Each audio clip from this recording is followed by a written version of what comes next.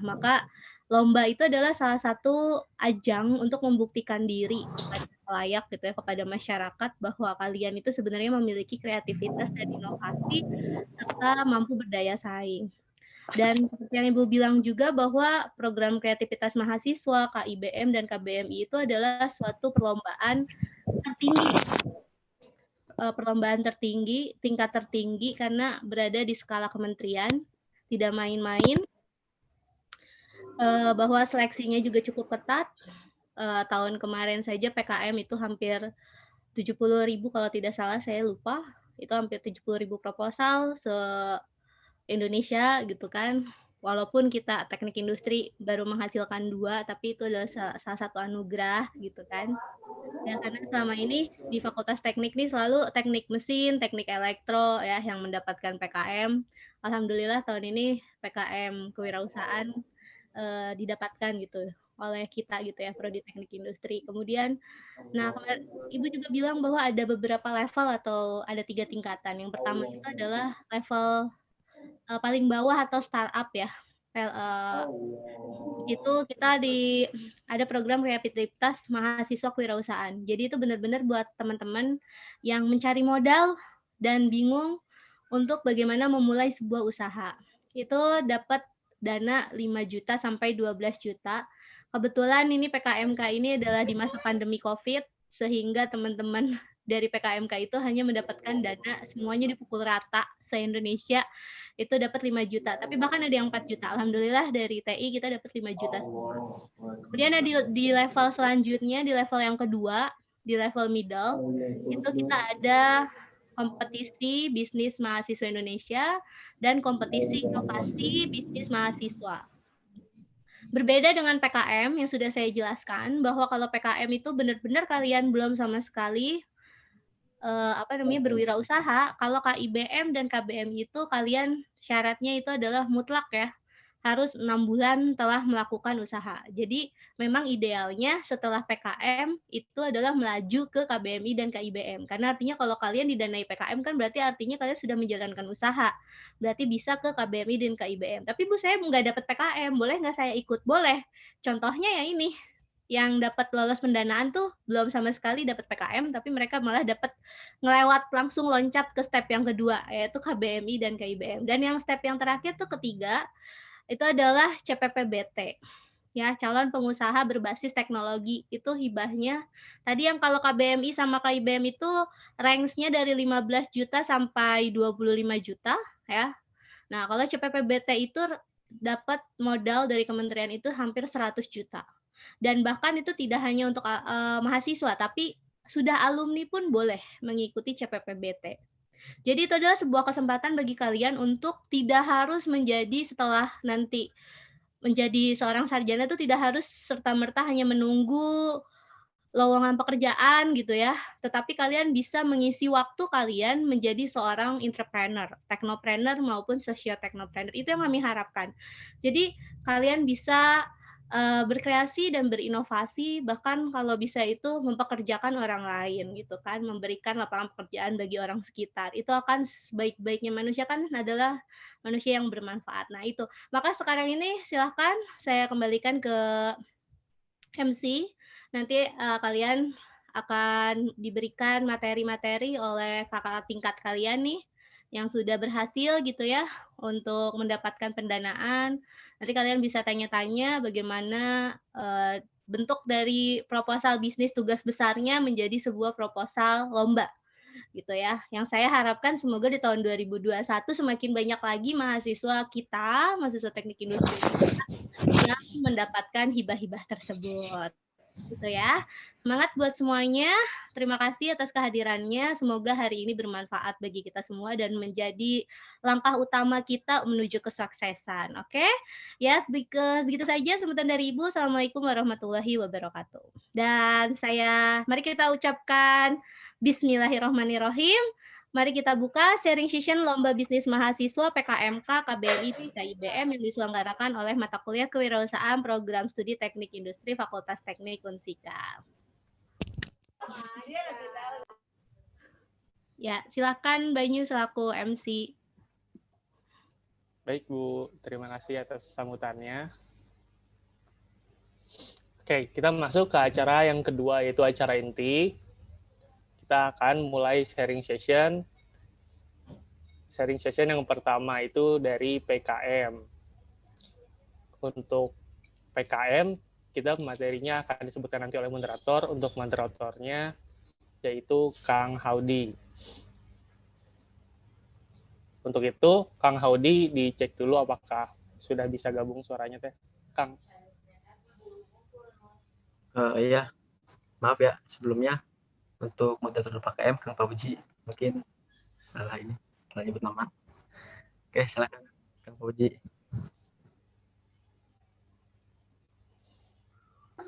Ya, suara saya sudah bisa terdengar dengan jelas? Bisa, Kang. Bisa, Kang. Ya. Oke, Assalamualaikum warahmatullahi wabarakatuh. Waalaikumsalam warahmatullahi wabarakatuh. Dibuka dulu Kang atau mau dijelasin dulu semuanya?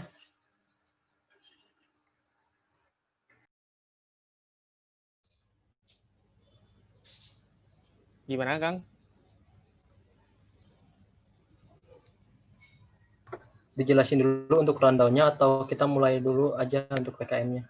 Kita mulai dulu aja untuk PKM-nya, Kang. Nanti setelah itu berikutnya. Oke, boleh, Kang. Oke, tadi saya udah salam ya. Gimana teman-teman kabarnya? Semoga dalam keadaan baik-baik saja ya. Sangat berbahagia kita dapat sharing di sini tentang angka kewirausahaan. Oke, yang pertama kita akan sharing berupa materi pertama yaitu program kreativitas mahasiswa. Sebelumnya saya akan membacakan CV dari pemateri kita, teman kita, sama kakak tingkat kita gitu. Yang pertama, nama pemateri Lintang Jati Arum Seminar, tempat tanggal lahir Nganjuk 14 Agustus 1999, alamat KAF PGRI Bekasi Utara, Kota Bekasi. Riwayat pendidikan SDN Pejuang 5, SMPN 19 Bekasi, SMAN 4 Bekasi, dan S1 Teknik Industri Unsika. Ya, jadi untuk Teh Lintang ini lolos PKM K dengan judul Tote Bag Ramah Lingkungan, solusi guna mengurangi sampah plastik bersama timnya yaitu Ide Rinjani, Gita Yusvita, dan Teh Audia Resa Andira. Ya, mungkin seperti itu untuk pembacaan CV pemateri. Kita hanya kita satu materi saja di sini, tapi nanti di belakang-belakangnya ada 4 orang yang lainnya gitu kan. Ya, untuk itu, untuk mempersingkat waktu, kita langsung saja masuk ke pemateri. Untuk pemateri, apakah sudah bisa terdengar atau jelas? Iya, jelas. Suaranya. Ya, boleh apakah sudah bisa dimulai untuk pemaparannya? Ya, Oke. Kalau begitu saya serahkan ke pemateri. Persilakan. Enggak, Teh. Terima kasih kepada moderator. Assalamualaikum warahmatullahi wabarakatuh. Waalaikumsalam warahmatullahi wabarakatuh. Perkenalkan, kami perwakilan dari tim PKM Unsika 2020. Di sini kita akan melakukan sharing sesi mengenai program kreativitas mahasiswa untuk alur dan tahapan PKMK sendiri. Materi ini akan dibawakan oleh saya sendiri, Lintang, dan nanti sesi tanya jawab akan ada rekan saya, Ida Rinjani, dan untuk Kang Harun, dia yang Satsu ID nggak bisa hadir hari ini, jadi diwakilkan oleh tim kami. Dan langsung aja kita ke materi. Ini tentang program kreativitas mahasiswa Universitas Singapura Bangsa Karawang. Secara garis besar, PKM itu dibagi menjadi 3. Yang pertama ada PKM 5 bidang, PKM AI, dan PKM GFK. Untuk 5 bidang sendiri ini ada PKMP, PKMM, PKMK, PKMT, dan PKMKC. Nah, PKMK ini bertujuan untuk menumbuhkan pemahaman dan keterampilan mahasiswa untuk menghasilkan suatu komodasi unik serta merintis kewirausahaan sejak dini yang berorientasi pada keuntungan.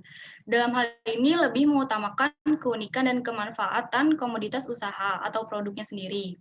untuk mendapatkan profit atau keuntungan yang maksimal. Pelaku utamanya di sini adalah mahasiswa, sementara pihak lainnya adalah faktor pendukung. Selanjutnya ada alur pelaksanaan PKMK. Pertama itu kita mengikuti panduan PKM tahun terkait. Jadi setiap tahun itu beda-beda untuk panduan PKM-nya sendiri. Selanjutnya ada pembuatan proposal. Setelah itu ada pembuatan akun simbol MAWA yang nanti akan dibantu oleh bidang kemahasiswaan. Lalu ada login akun ke simbol MAWA untuk upload proposal PKM-nya. Dan nanti setelah itu tunggu pengumuman pendanaan proposal. Nah, untuk pembuatan proposal PKMK sendiri, ini bisa dicatat ya teman-teman.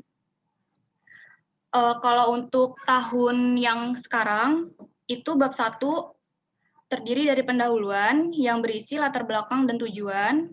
Bab 2-nya itu ada gambaran umum rencana usaha.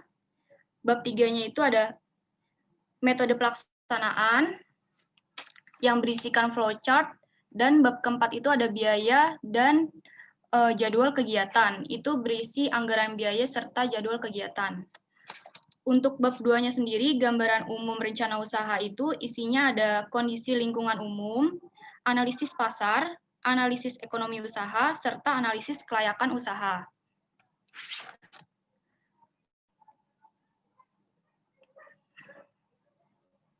Untuk tahapan selanjutnya, setelah menunggu pendanaan diumumkan atau apakah lolos atau tidak proposalnya, setelah mengetahui bahwa lolos, akan dilaksanakan PKM yang berlangsung selama 3 bulan. Lalu ada pengisian logbook yang nantinya akan mencatat seluruh kegiatan yang dilakukan semasa PKM. Lalu logbook itu berisi deskripsi kegiatan, persen capaian, pengeluaran dana, serta logbook itu selalu diisi dengan upload bukti-bukti pelaksanaannya. PKMK yang dilaksanakan oleh Kemdikbud, lalu setelah itu mengikuti pelaksanaan kurang lebih 2 bulan untuk upload laporan kemajuan. Selanjutnya ada pelaksanaan PKP 2 atau yang disebut dengan MONEF. Pada tahap ini dilakukan presentasi oleh tim PKM mengenai proses bisnis yang akan dijalankan. Semua tim akan membuat presentasi berdurasi 10 menit dengan tanya jawab 10 menit. Setelah itu mengupload laporan akhir, lalu menunggu pengumuman lolos PIMNAS. Setelah itu mengupload artikel ilmiah, poster, dan pelaksanaan PIMNAS jika lolos ke tahap selanjutnya. Nah, selanjutnya ini ada tips dan trik dari tim Tutbek untuk lolos pendanaan. Yang pertama itu, kita memilih ide bisnis yang direalisasikan. Yang kedua itu, kaitkan ide bisnis dengan isu-isu masa kini. Jadi sebisa mungkin menggunakan isu-isu yang lagi tren. Yang ketiga itu lakukan analisis usaha serupa. Yang keempat, buat add value atau nilai tambah dan identitas ide bisnis kita seunik mungkin. Nomor 5, selalu ikuti panduan dan pedoman PKMK. Nah, ini nomor 5 penting. Jika kita nggak sesuai panduan, nanti bisa jadi nggak lolos. Jadi sebisa mungkin kita panduannya diikuti ya. Terus yang keenam itu kerjasama dan pembagian job desk dalam tim. Lalu yang ketujuh selalu menjaga komunikasi antara anggota tim. Sekian presentasi PKMK dari saya. Saya kembalikan kepada moderator.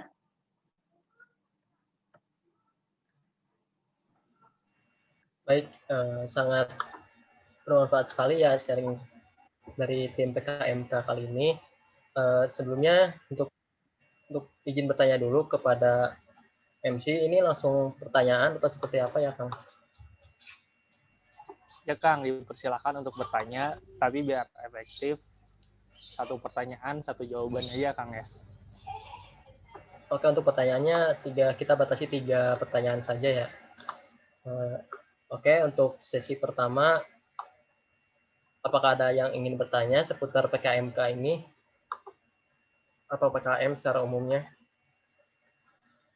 Ya, dipersilakan kepada teman-teman.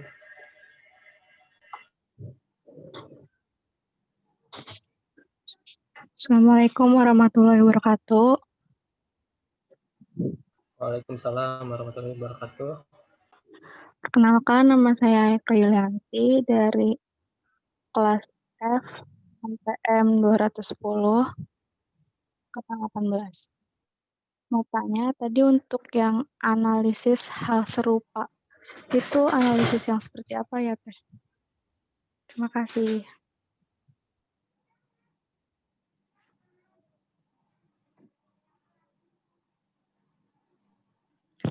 Pertanyaannya analisis hal serupa ya? Langsung dijawab aja atau gimana, Kang? Ya, boleh Kak, boleh Teh, langsung dijawab. Seperti apa?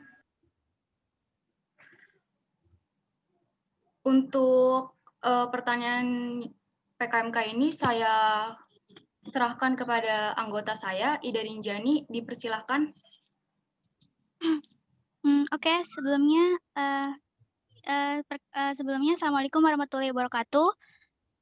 Tadi izin menjawab pertanyaan dari teman-teman 2019 mengenai rencana usaha serupa itu seperti apa gitu ya. Nah, jadi sebenarnya tahapan rencana usaha serupa itu berguna untuk kita dalam hal riset. Jadi misalkan karena riset maksudnya gini, karena kan kita itu kalau di PKM kan usahanya belum terbentuk gitu, baru sebatas konsep kan. Awalnya idenya ada ide bisnis nih gitu. Misalkan kalau tim saya tote bag ide bisnisnya. Nah, itu kan kita belum pernah melakukan itu. Jadi untuk mengetahui kira-kira seluk-beluk tote bag yang sekarang lagi tren tuh seperti apa sih, atau desain yang kekinian itu yang lagi digemari oleh anak muda itu seperti apa gitu, yang ngetren itu seperti apa.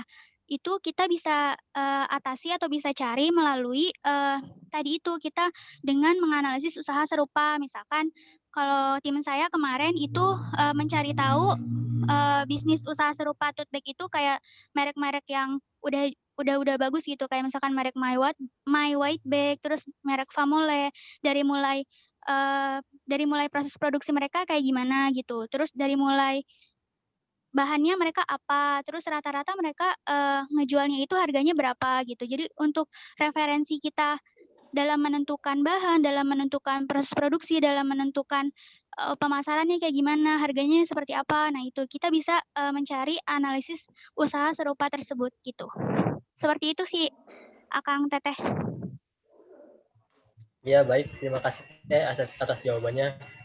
Untuk TK gimana jawabannya? Apa sudah puas atau masih kurang jelas? Sudah, Kang. Terima kasih. Baik, terima kasih TK. Selanjutnya ada pertanyaan lagi dari teman-teman. Saya Kang. Ya, boleh silakan. Izin memperkenalkan diri, saya Abdul Aziz dari Angkatan 18, NPM 220. Ingin bertanya, Akang Teteh buat PKM itu kira-kira parameter yang untuk penilaiannya itu yang paling tinggi apa aja ya Teh? Terima kasih. Ada pertanyaan dari Kang Abdul Aziz. Untuk parameter penilaian tertinggi gitu ya Kang ya, dari PKM itu seperti apa gitu ya Kang? Iya Kang. Ya, mungkin bisa dijawab bagi pemateri atau tim. Silakan, Ida. Oh iya. Ya, terima kasih tadi pertanyaannya gimana parameter penilaian PKM ini gitu ya. Nah, sebenarnya parameternya dari mana nih? Kalau misalkan untuk lolos sebenarnya kan stepnya banyak ya. Ada yang pertama tuh kita lolos proposal dulu kan, habis itu didanai. Nah, habis itu kita masuk ke tahap pelaksanaan PKMK-nya seperti apa. Habis itu kita baru nih habis melaksanakan kegiatan PKMK-nya, mungkin kita upload laporan PKM, laporan kemajuan, laporan akhir, baru habis itu kita ditentuin lagi tuh ada kayak seleksi lagi, kita tuh sebenarnya lolos PIMNAS atau enggak gitu. Nah, sebenarnya untuk step kita lolos sampai PIMNAS itu ada penilaian yang kriterianya itu ada 3 sebenarnya. Enggak 3 juga sih, pokoknya ada yang pertama itu dari segi proposalnya. Jadi penilaiannya itu apa ya, bertahap gitu loh. Jadi dimulai dari proposalnya itu dinilai, terus dari mulai laporan kemajuannya itu juga dinilai, laporan akhirnya itu juga dinilai. Jadi tahap pelaksanaan PKM-nya juga dinilai untuk bisa lolos PIMNAS. Jadi tahapan terakhir dari PKMK itu, goals-nya itu sebenarnya bukan pada saat kita didanai aja udah selesai gitu. Enggak, sebenarnya itu tahapannya ada sampai kita lolos PIMNAS gitu. Nah, cuman karena kemarin pengalaman kita baru sebatas pelaksanaan PKM saja gitu. Jadi mungkin kita bisa ngasih tips and triknya mengenai pas sampai proposal aja gitu. Nah, dari segi pelaksanaan proposal sendiri, misalkan tips and trik lolos proposal ini sendiri gitu ya, proposal PKMK ini kayak gimana sih Akang Teteh gitu. Nah, dari proposal itu kan tadi sudah dijelaskan ya sama Teh Lintang kalau ada beberapa teman-teman kan sekarang ada di tahap untuk penyusunan proposal ya. Nah, itu kan ada beberapa apa ya, kayak sistematika laporannya, ada bab 1-nya apa, bab 2-nya apa, bab 3-nya tentang apa gitu, bab 4-nya apa. Nah, itu tadi sudah dijelaskan sama Teh Lintang. Nah, sebisa mungkin kalau memang ingin proposalnya didanai, itu yang pertama sih wajib banget harus mengikuti sistematika panduan dari PKMK-nya sendiri gitu. Mulai dari isi dari setiap babnya gitu, terus dari sistematika laporannya, terus dari daftar pokoknya segala macam hal-hal kecil apapun gitu yang memang diatur dalam pedoman itu sebaiknya diikuti gitu. Nah, itu sih kunci utama untuk lolos proposal PKM dulu gitu untuk didanai. Nah, untuk tahapan selanjutnya itu ada lagi gitu penilaiannya. Tapi penilaian akhirnya itu sebenarnya goals akhir dari PKM-nya itu ada di lolos PIMNAS sih gitu. Tapi kemarin kita baru sampai pelaksanaan PKM-nya gitu, baru sampai upload laporan akhir aja gitu. Itu sih paling Akang Teteh dari kami. Baik Teh, terima kasih. Ya, terima kasih atas jawabannya, Teh. Izin menambahkan aja mungkin untuk kriteria penilaian PKMK sendiri itu biasanya tertera di dalam pedoman PKM setiap tahunnya gitu. Jadi tiap PKM 5 bidang itu ada kriteria penilaian yang berbeda-beda gitu. Ya, mungkin nanti bisa dicari ya di PKM tahun sebelumnya gitu. Iya, betul. Ya. Oke. Untuk selanjutnya, apakah ada yang ingin bertanya lagi? Satu pertanyaan lagi, boleh? Izin bertanya, Kang. Iya, silakan. Perkenalkan, nama saya Muhammad Taufik Rahmat dari kelompok 15 kelas B. Kan tadi Teh Lintang ngejelasin tentang bab 4 mengenai biaya, kemudian analisis kelayakan bisnis. Nah, saya ingin bertanya, analisis kelayakan bisnis seperti apa gitu. Jadi, apakah disesuaikan dengan kelayakan bisnis yang sudah ada atau kita analisis sesuai dengan produk yang kita buat gitu? Oke, berarti pertanyaannya tentang analisis kelayakan usahanya seperti apa gitu ya? Betul, yang dipakai. Ya. Oke, mungkin untuk pemateri bisa dijawab.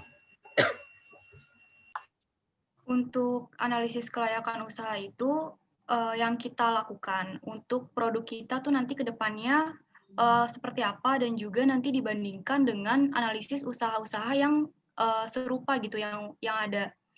Untuk Teh Ida silakan menambahkan. Oh ya, terima kasih. Jadi kalau untuk di proposal waktu itu kita tim Tutbek Ramah Lingkungan menampilkan analisis usaha dari produk kita sendiri yaitu Tutbek Ramah Lingkungan seperti apa. Misalkan kita kayak merencanakan gitu, membuat planning kira-kira bahan untuk membuat tote bag itu dari mulai bahan, terus peralatannya itu seperti apa. Misalkan kayak biaya investasinya apa, terus biaya modalnya itu berapa aja gitu. Nah, habis itu kita tinggal membuat analisis usaha kelayakan seperti yang sudah diajarkan seperti di materi ekonomi teknik, misalkan seperti dicari IRR-nya berapa, terus payback period-nya itu berapa, baik yang rupiah maupun yang unit, terus profit-nya itu akan berapa sih gitu kalau kita menjual segini tote bag atau berapa unit tote bag, terus nanti juga payback-nya itu bisnis kita ini rencananya tuh bakal kembali modal di tahun keberapa gitu atau di bulan keberapa gitu. Jadi waktu itu kita di proposal menampilkan analisis usaha dari produk kita sendiri, yaitu si tote bag. Kalau kita tote bag ramah lingkungan sendiri, seperti itu sih. Seperti itu, Kak. Dilihatin, tidak? Ya mungkin. Ya. Tidak bisa Kan ini- dilihatin. Iya, Bu. Mungkin bisa dilihatin slide kamu waktu Monef. Oh, slide waktu Monef ya, Bu. Itu screen share-nya Ya, ada di lintang. bentar, Bu. Biar kelihatan.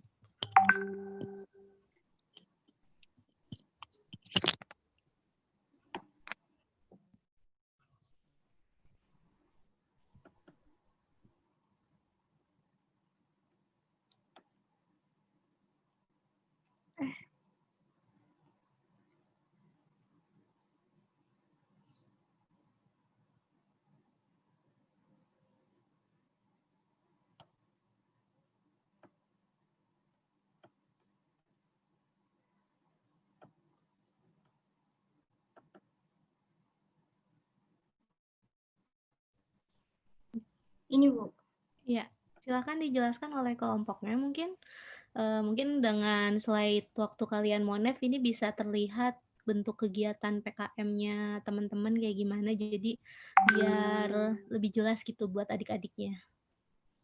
Maaf ya diinterupsi moderator. Siap, Bu, tidak apa-apa, Bu. Jadi ini PowerPoint untuk Monef-nya. Pertama itu berisi latar belakang kita, kenapa kita buat produk tersebut, terus apa sih sebenarnya keunggulan dari produk kita. Kayak tote bag ramah lingkungan merupakan tote bag berbahan kanvas dengan motif batik pada bagian depan, dengan bagian belakangnya dapat dilukis menggunakan cat tekstil. Selain itu, tote bag ini juga dapat dilipat hingga menjadi pocket bag yang ringkas. Jadi di sini pertama kita menjelaskan kenapa sih alasan kita membuat tote bag tersebut gitu kan. Kayak terus apa sih add value-nya, apa nilai tambah yang dapat kita berikan untuk produk ini, apa yang membedakan produk kita dengan produk-produk yang lain.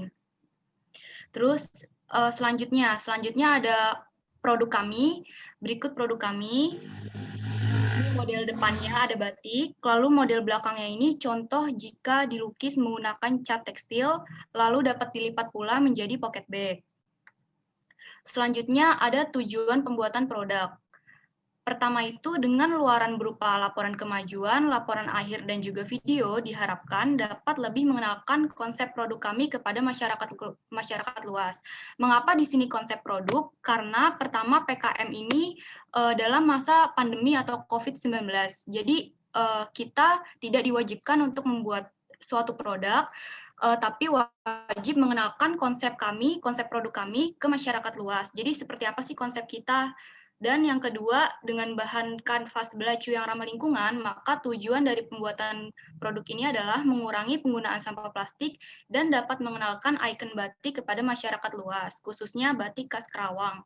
Di sini kita kenapa mengambil batik khas Kerawang? Pertama, karena kita berada di Universitas Singapura Bangsa Kerawang yang notabene kita tuh warga Kerawang gitu kan. Nah, maka dari itu kita mengambil batik khas Kerawang. Setelah batik khas Kerawang, kita fokuskan kepada batik khas Jawa Barat. Karena Kerawang berada di Jawa Barat. Selanjutnya, ada target luaran. Berikut target luarannya. Yang pertama ada laporan kemajuan. Kedua itu adalah laporan akhir. Yang ketiga itu video. Video pemaparan yang nantinya kami upload di akun YouTube. Selanjutnya ada metode pelaksanaan.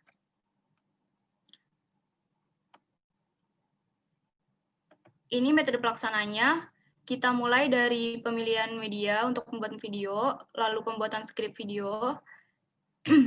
Ini pelaksanaan pembuatan video ya. Pembuatan video, lalu apakah sesuai, terus kita upload videonya. Berikut adalah hasil yang dicapai. Yang pertama itu ada kesesuaian jenis dan jumlah luaran yang telah dihasilkan. Dan yang kedua ini ada presentase hasil terhadap keseluruhan target kegiatan. Selanjutnya ini potensi hasil. Nah, ini yang disebut potensi usaha serupa atau analisis usaha serupa. Kita mengambil contohnya itu My Wet Bag dan juga Pamole. Dan kita bandingkan dengan potensi pengembangan tote bag kami atau tote bag kita, yaitu tote bag ramah lingkungan. Selanjutnya ada rencana tahapan berikutnya. Yang pertama itu ada pembuatan konten media pemasaran, penggunaan media daring secara masif, pengguna dapat melakukan pre-order, lalu custom relationship management. Berikut adalah digital marketing yang kita gunakan, ada Shopee, ada Facebook, ada Twitter, ada Blogspot, dan juga Instagram. Sekian mungkin pemaparan dari saya kembalikan kepada moderator. Baik, terima kasih atas pemaparannya.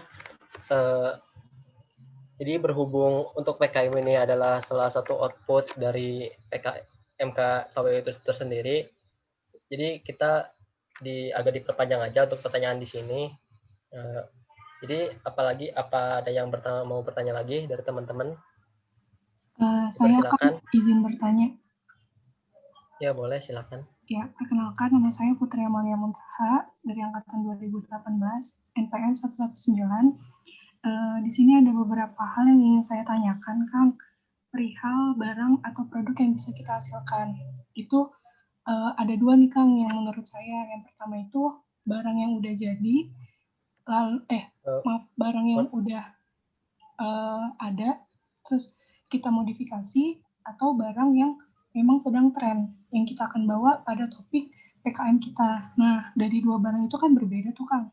Kira-kira kesempatan mana sih, Kang, yang lebih besar gitu untuk lolos dalam PKM ataupun timnas gitu, Kang. Dan terus kira-kira barang tersebut atau dua hal tersebut itu bisa memiliki kesempatan yang sama nggak sih, Kang, untuk lolos?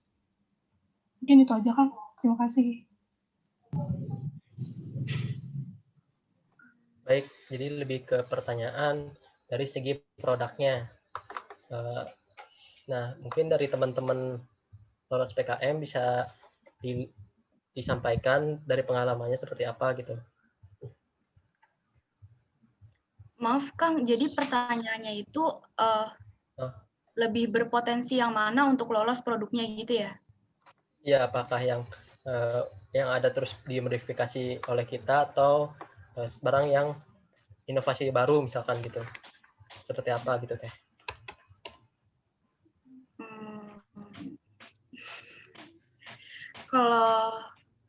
Kalau menurut saya pribadi ya, balik lagi ke gimana cara kita mengembangkan produk kita gitu.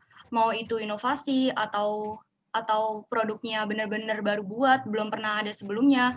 Dan sebenarnya kalau menurut saya pribadi, PKM ini bukan hanya masalah produk, tapi juga gimana sih cara kita mengembangkan prospek bisnis ke depannya. Jadi kayak, oh produknya bagus ya, tapi analisis keuangannya buruk, kayak nggak balik nih, nggak payback gitu loh, nggak untung gitu, untungnya kecil. Nah, kayak jadi tuh balik lagi produknya tuh seperti apa dan juga keuntungannya tuh kayak gimana dan prospek kedepannya tuh gimana. Jadi bukan hanya masalah produksi kalau menurut saya pribadi.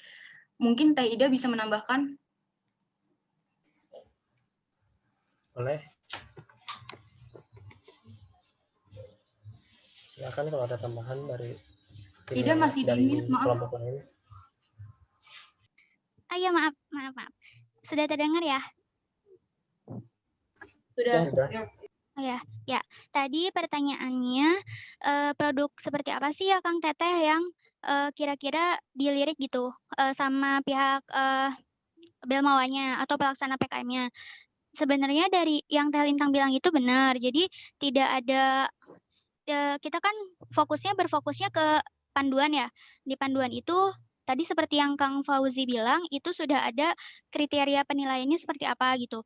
Nah, sebenarnya untuk stepnya teman-teman ini kan step awalnya itu lolos proposal PKM. Nah, di tahap lolos proposal PKM ini itu sudah ada sebenarnya kriterianya. Lebih ke sebenarnya diperbaiki dari tata cara atau tata tulis penulisan laporannya. Itu di penulisan laporan atau di penulisan proposal itu kan seperti tadi sudah disebutkan Talintang, ada bab 1, bab 2-nya seperti apa, bab 3-nya metodenya seperti apa, bab 4 analisis kelayakan usahanya seperti apa gitu. Jadi setahu kita atau setahu kami itu bergantung pada istilahnya kalau memang goals-nya mau lolos proposal, mau lolos didanai, kunci utamanya itu harus ikuti di pedoman gitu atau di panduan. Nah, waktu kita itu di panduan itu sebenarnya tidak ada spesifikasi produknya itu harus yang new atau harus yang kayak gimana gitu. Asalkan si produknya tadi itu yang sudah kami jelaskan atau disebutkan di tips and trick itu kalau sebisa mungkin unik gitu. Sebisa mungkin ada add value-nya, sebisa mungkin itu tuh mencirikan identitas kita gitu. Seperti misalkan tote bag itu kan kalau tote bag itu biasa ya sebenarnya tote bag semua orang udah tahu tote bag. Bisa jual tote bag juga. Cuman tuh mungkin yang jadi keunikan atau yang jadi oh ini tuh tote bag punya tim PKMK Unsika gitu, punya tim PKMK tote bag ramah lingkungan itu dari mana sih gitu. Misalkan kita mengklaim bukan mengklaim sih, tapi kita mencoba untuk membuat add value. Oh iya si tote bag-nya bisa dilipat gitu. Oh iya si tote bag-nya bisa dilukis gitu. Oh iya tote bag-nya itu kita ada padukan unsur tradisi pakai batik seperti itu. Jadi sebenarnya bukan sebuah apa ya new banget gitu, bukan produk baru banget, tapi tuh kita tambah add value gitu atau value engineering-nya kita tonjolkan gitu. Seperti itu sih, Akang. Siapa tadi yang bertanya? Putri ya? Putri. Ya, saya Teh. Putri, ya. Ya, Ya, seperti itu. terima kasih. Ya. Oh iya tadi Kang Fauzi, maaf. Tadi Ibu Ria berpesan katanya untuk soal analisis kelayakan usaha itu apakah ada pertanyaan lagi dari teman-teman gitu? Soalnya maybe itu penting juga gitu. Tadi saya sempat sekilas kan ya menjelaskan tentang analisis kelayakan usaha itu seperti apa gitu. Mungkin kalau dari teman-teman masih bingung seperti apa gitu, itu bisa ditanyakan lagi gitu. Gitu sih Kang. Ya. Terima kasih. Ya baik, terima kasih. Baik, terima kasih Teh Ida. Untuk Putri sudah terjawab untuk pertanyaannya. Iya Kang, sudah. Baik. Terima kasih. Sekarang ya. Oke, pertanyaan selanjutnya tadi yang berkaitan dengan mungkin ada tambahan dulu ya dari Puria untuk apa pertanyaan-pertanyaan yang sudah masuk tadi. Ibu Ria mau menjawab, persilakan.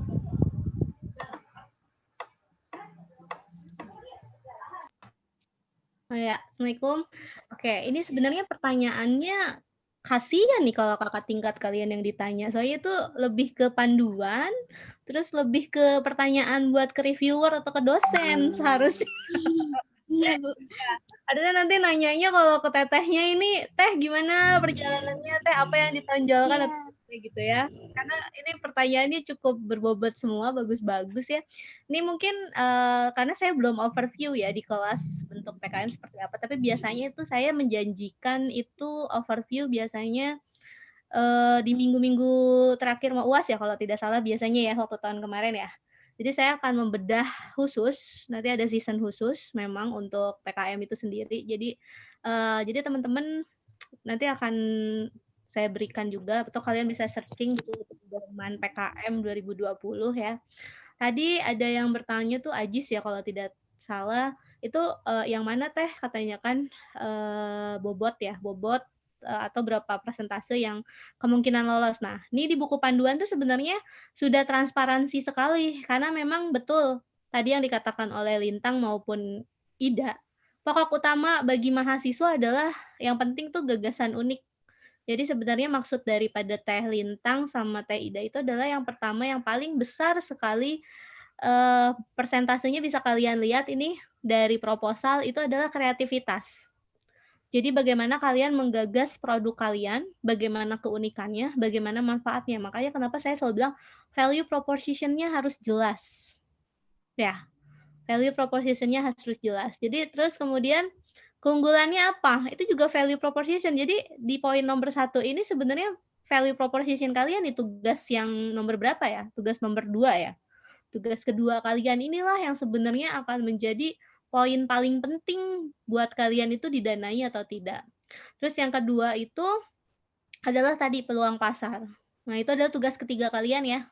Kalian bagaimana nge-STP-in SWOT, gap, bisnis model kanvas. Mungkin kalian belum nyampe nih bisnis model kanvasnya karena nanti di akhir biasanya saya additional ya di situ.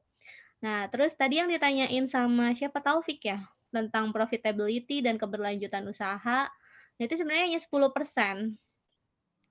Gitu. Jadi intinya adalah reviewer atau seorang investor itu, karena kan kita tuh mau didanai sama Dikti. Jadi ini anak nih layak nggak ya kita danai gitu ya. Sebenarnya kalau boleh saya bilang, pertama kali itu kan saya bilang tadi ada berapa? 50.000 hampir puluhan ribu proposal. Itu teman saya jadi reviewer. Itu dia satu hari dia tuh satu reviewer itu dikasih sekitar 1.000 proposal dalam waktu 5 hari untuk di-review. Jadi bayangin 1.000 proposal, satu reviewer dalam waktu 5 hari untuk di-review.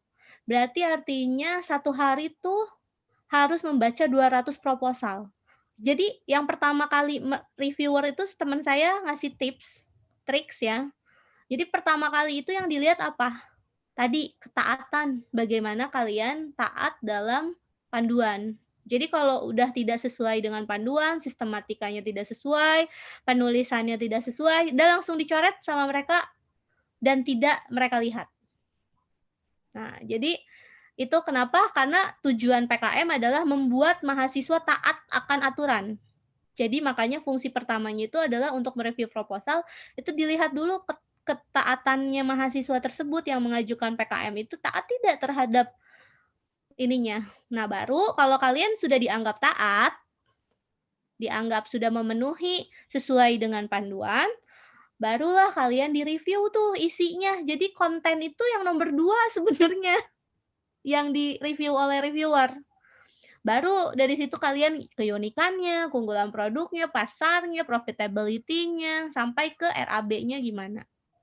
Jadi kayak gitu. Udah jelas nggak yang saya jawab ya? Jadi mungkin buat teman-teman tadi yang nanya Putri, terus siapa tadi Taufik, Ajis, dan lain sebagainya ya. Tadi saya lupa nama-namanya siapa aja dan mungkin itu bisa memberikan gambaran. Terus bagaimana profitability-nya tadi perasaan di Teh Lintang tuh ada mengenai perolehan perusahaan. Jadi mereka melihat dulu, mereka harus menganalisa kompetitor dulu. Menganalisa kompetitor dulu, mencari tahu benchmarking terlebih dahulu, kompetitor itu dia ngasih harga berapa. Ya, sehingga jangan sampai kita harganya di luar pasar. Gitu kan. Kemudian bahan baku berapa dan lain sebagainya sampai kalian dapat harga pokok produksi. Kemudian dari harga pokok produksi kalian tinggal lihat cash flow-nya, arus kasnya seperti apa, kalian ramalkan 5 tahun ke depan, kemudian bikin IRR-nya, NPV-nya, payback period-nya, ya. Seperti itu ya. Itu sepertinya harusnya dalam analisis estimasi biaya sudah cukup jelas.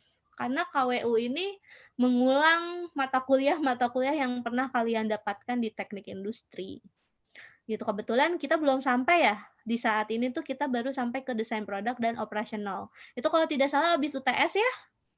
Jadi nanti akan lebih lanjutnya lagi habis UTS biasanya. Nanti kita pelajari. Gitu ya, cukup dari teman-teman? Tadi yang nanya udah cukup? Cukup jelas buat teman-teman yang lainnya juga dari anak-anak ibu yang lain yang tidak bertanya? Dipahami? Iya, yang lain ada yang mau bertanya lagi mungkin. Oke, terima kasih. Sama-sama, Bu. Sama, Bu. Teman-teman yang lain ada yang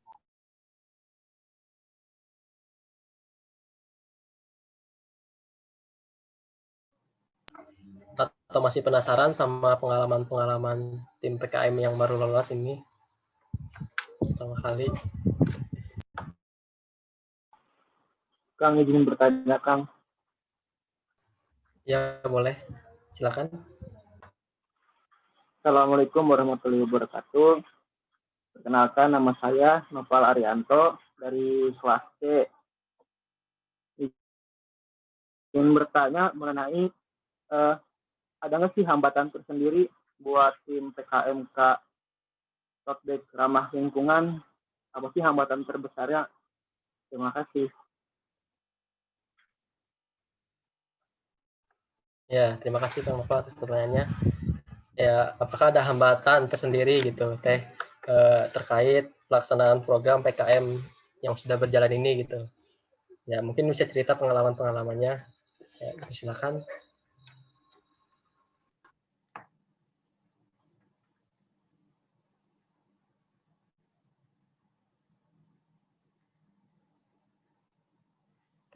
Untuk hambatannya sendiri ya, bingung. Ida, silakan Ida. Iya. Untuk hambatan ya, pasti setiap proses ada aja struggle-nya gitu. Baik dari dalam, maksudnya dari timnya sendiri atau dari luar. Mungkin hambatan terbesarnya buat tim tote bag tuh saya merasanya tuh karena waktu kita itu atau waktu tahun kami itu kan proposal itu pada saat tahun 2019 ya. Nah, itu kan belum Covid ya, teman-teman. Nah, itu jadi kita membuat salah satu contoh aja ya, salah satu kendalanya. Kita membuat di laporan keuangan itu atau kayak RAB-nya itu, rencana anggaran belanja kita itu untuk si tote bag itu kita mengajukan 12,5 atau 12,5 juta gitu. Nah, ternyata pas kita didanai ada pengumuman kita lolos sekitar Juli atau Agustus gitu ya, lupa. Itu sudah pandemi Covid kan. Nah, sudah pandemi Covid, nah ternyata yang didanai itu atau dana yang cair itu yang diberikan oleh Belmawa itu sekitar hanya 5 juta gitu. Nah, otomatis kita tuh awalnya bingung gitu mau memproduksinya gimana gitu. Soalnya kita waktu pas di proposal itu kayak mengajukan kan ada biaya investasinya ya, biaya investasinya tuh kayak mesin jahitnya, kita ada tuh kita nyantumin di proposal, terus ada segala macam bahannya. Kita rencananya waktu di proposal tuh mau produksi 100 tote bag gitu. Otomatis kan biaya bahannya juga besar ya. Itu. Jadi rencana di RAB waktu itu kita ngajuin waktu di proposal sebelum Covid 12,5 juta. Nah, ternyata yang didanai Juli atau Agustus itu pas setelah Covid hanya 5 juta gitu. Otomatis kita bingung tuh mau kayak gimana nanti buat produknya segala macam. Pokoknya dengan segala macam kendala gitulah. Ada aja sih pasti. Itu faktor eksternal sih. Dari internalnya pasti ada sih, setiap tim pasti kayak ada struggle masing-masing. Misalkan kayak karena terlalu stres mungkin pressure-nya, karena kan TI baru pertama kali lolos ya. Jadi seperti kitanya tuh kayak pengen ngasih sesuatu karena udah lulus juga, ya udah kita semaksimal mungkin gitu. Tapi ada juga pressure sih. Mungkin di situ sih struggle-nya salah satunya gitu. Itu sih kalau dari saya. Baik, Kekompakan tim itu atas penting, komunikasi juga penting. Ya. Baik. Yuk. Ya, oke, terima kasih Teh. Ya, Ya, sudah menjawab ya berarti Kang ya. Oke. Karena waktu sudah lumayan sore, terus masih banyak pemateri-pemateri yang lain juga, kita akhir saja untuk sesi pertanyaan ini. Mungkin nanti kalau mau teman-teman ada yang mau bertanya tentang pengalaman secara langsung gitu kepada Teh Ida atau ke Teh Lintang gitu secara private chat langsung gitu. Ya mungkin seperti itu. Oke, mungkin sekarang saya akan membacakan pembacaan notulensi atau kesimpulan dari tim PKM ini. Jadi yang saya dapat dari hasil sharing ini adalah lebih ke tips and triknya. Jadi kita tentukan dulu yang pertama, pilih ide yang direalisasikan itu seperti apa. Terus kaitkan ide-ide itu dengan isu-isu yang terkini gitu. Kayak sekarang COVID gitu, nanti disambung-sambungkan gitu. Terus buat added value di sana, perbedaan atau dari segi perbedaan dengan yang lainnya seperti apa gitu. Terus ikuti panduannya sesuai yang dikasih oleh kementerian, dan kerjasama dan komunikasinya dijaga gitu antar sesama anggota tim. Dan mungkin seperti itu sharing session dari PKMK ini. Kurang lebih dimaafkan apabila ada kesalahan. Terima kasih. Wassalamualaikum warahmatullahi wabarakatuh. Saya kembalikan lagi ke MC. Waalaikumsalam. Tuh. Oke, terima kasih kepada Kang Moderator, juga kepada Teteh pemateri yang telah menyampaikan materinya tentang PKM ini. Semoga materi PKM bisa kita serap, khususnya PKMK ya, kita teknik industri, lebih berat ke PKMK. Oke, untuk acara selanjutnya, kita masuk ke sesi KIBM atau Kompetisi Inovasi Bisnis Mahasiswa. Pematerinya nanti ada Teh Nabila dan moderatornya ada Teh Septi. Untuk itu, saya cek dulu Teh Septi apa sudah tersambung. Siap, sudah, Kang. Oke. Kalau untuk pematerinya, Teh Nabila sudah tersambung, deh. Udah. Mohon maaf, Kang. Oh, Teh Nabila ya? Udah kedengeran? Halo, kedengeran? Iya. Kedengeran, Maaf, Bil. untuk materi yang kedua, Dari untuk materi Teh Ara kedua, ya? kita KBM dulu. Iya, Teh Ara dulu. Ya.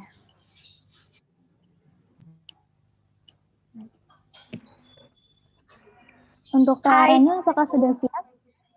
Siap. Oke. Jadi Kalau gitu waktu dan tempat. Kalau gitu waktu dan tempat, saya persilakan kepada moderator.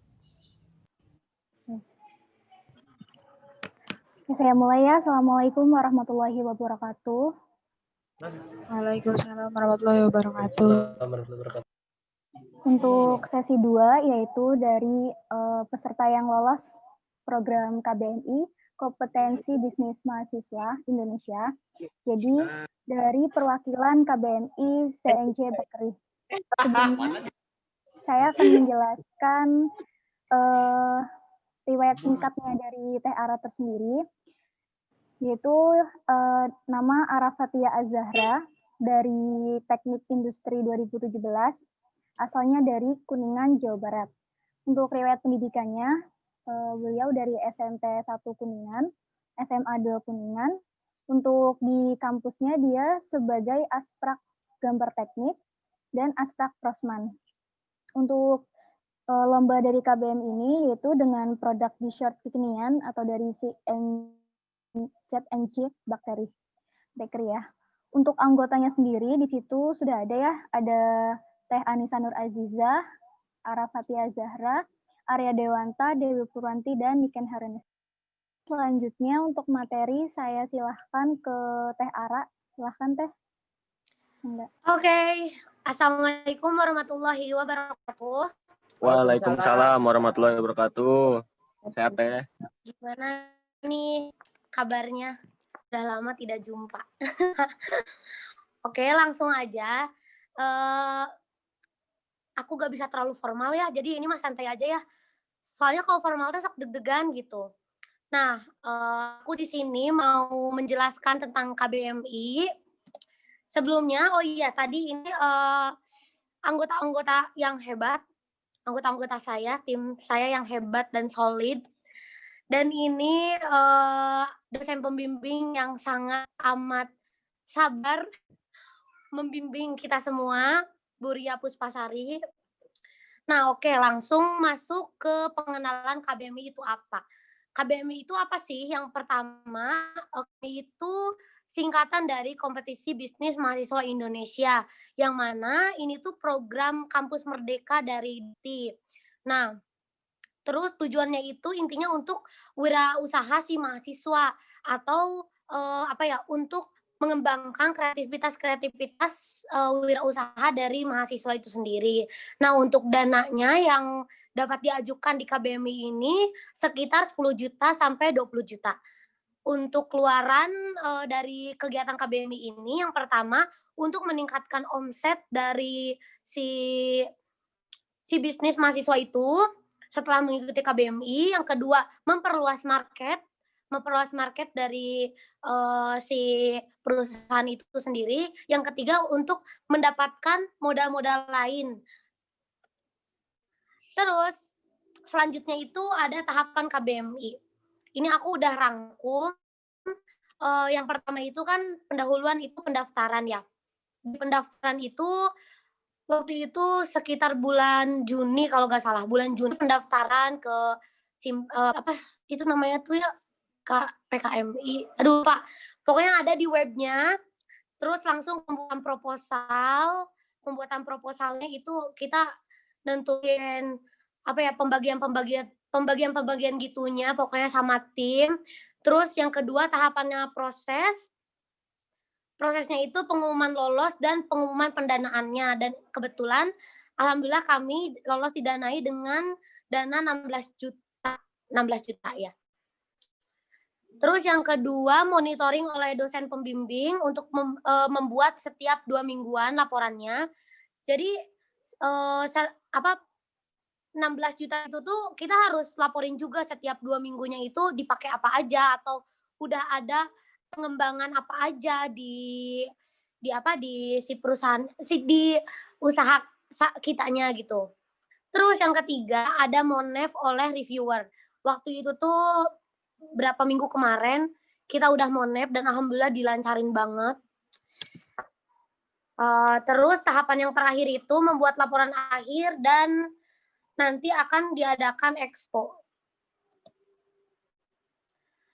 Terus sebelum ke tips dan trik, aku mau jelasin pentingnya berwirausaha untuk mahasiswa gitu ya. Yang mana aku tuh udah jualan dari pas kelas 6 SD sampai sekarang aku jualan terus nyari cuan. Yang pertama, intinya itu untuk mendapatkan penghasilan sendiri. Kayak mau beli skincare atau beli apa, kalau misalnya minta ke orang tua tuh kayak gak enak gitu. Nah intinya tuh itu. Intinya mah kalau misalnya mau beli apa-apa tuh kan gampang kan kalau misalnya penghasilannya sendiri, jadi enak. Terus yang kedua, tahu artinya kerja keras dan disiplin. Soalnya kenapa? Kalau misalnya kalian jualan itu nggak cuman, hey mau beli nggak? Oh enggak, ya udah enggak cuman gitu, tapi harus ada strategi, harus ada pembagian waktu, disiplin disiplin si waktunya gitu. Pokoknya kerja kerasnya tuh dari mulai followers aja itu tuh ya mati. Ya mati. Maaf, Fauzi atau siapa bisa share screen nggak? Iya Teh, saya bantu. Maaf, gangguan teknis laptop tetangga.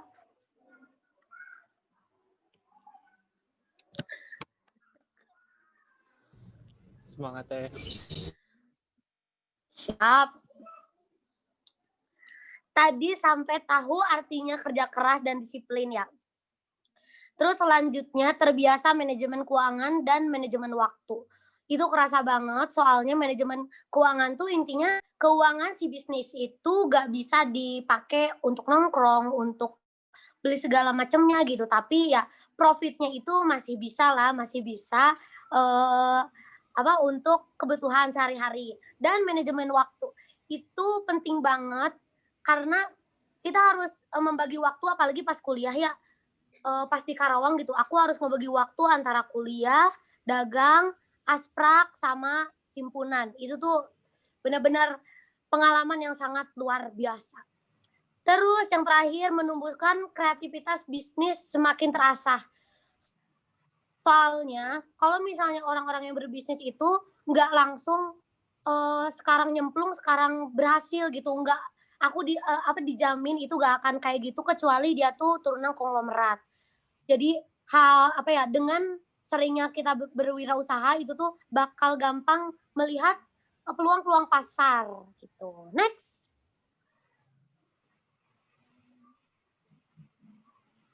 Nah, sekarang kok bisa sih ZNJ Bakery lulus KBMI? Yang pertama itu ini mah kayak perkiraan dari tim kita ya. Yang pertama itu usahanya itu usaha yang diajukan udah pasti ada, maksudnya emang udah berjalan. Dan testimoninya juga udah banyak gitu di Instagram. Jadi dari proposal yang lain tuh kebanyakan ada kayak teman aku nih dari Trisakti, dia ikut KBMI tapi dia tuh sebenarnya belum jalan sih usahanya, yaitu ya otomatis nggak akan keterima gitu. Terus yang kedua, legalitas usaha itu wajib banget buat KBMI, soalnya biar usaha kita tuh jelas bahwa usaha kita tuh udah berjalan gitu.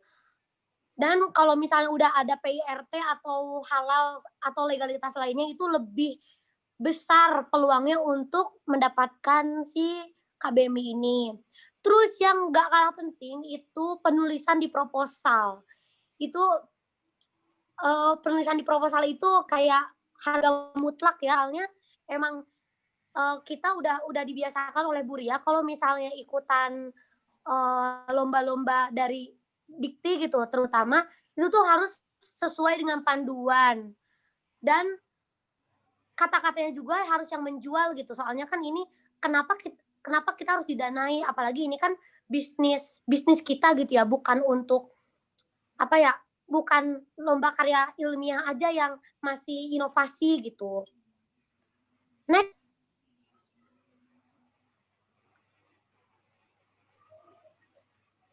Next, Kang.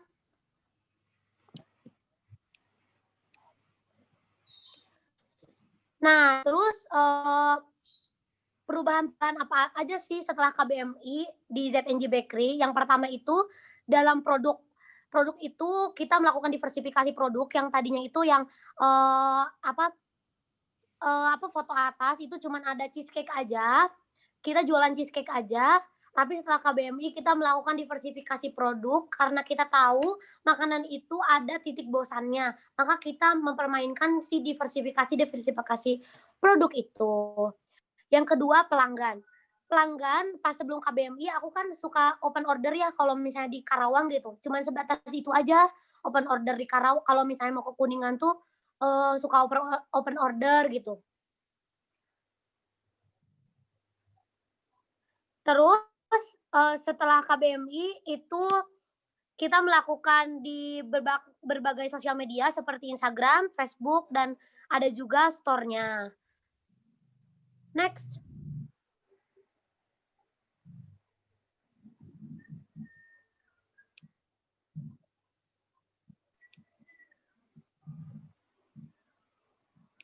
Next.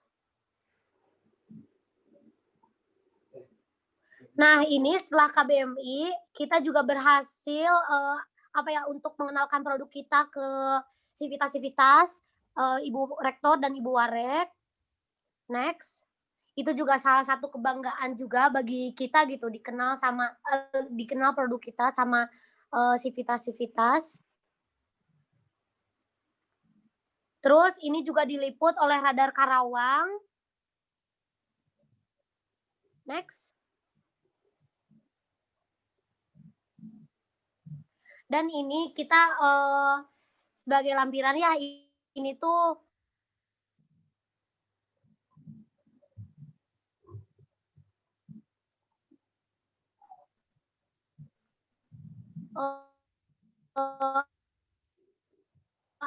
kayak ini tuh selebgram yang di Kuningan karena kan sekarang belum saatnya, jadi kita fokus ke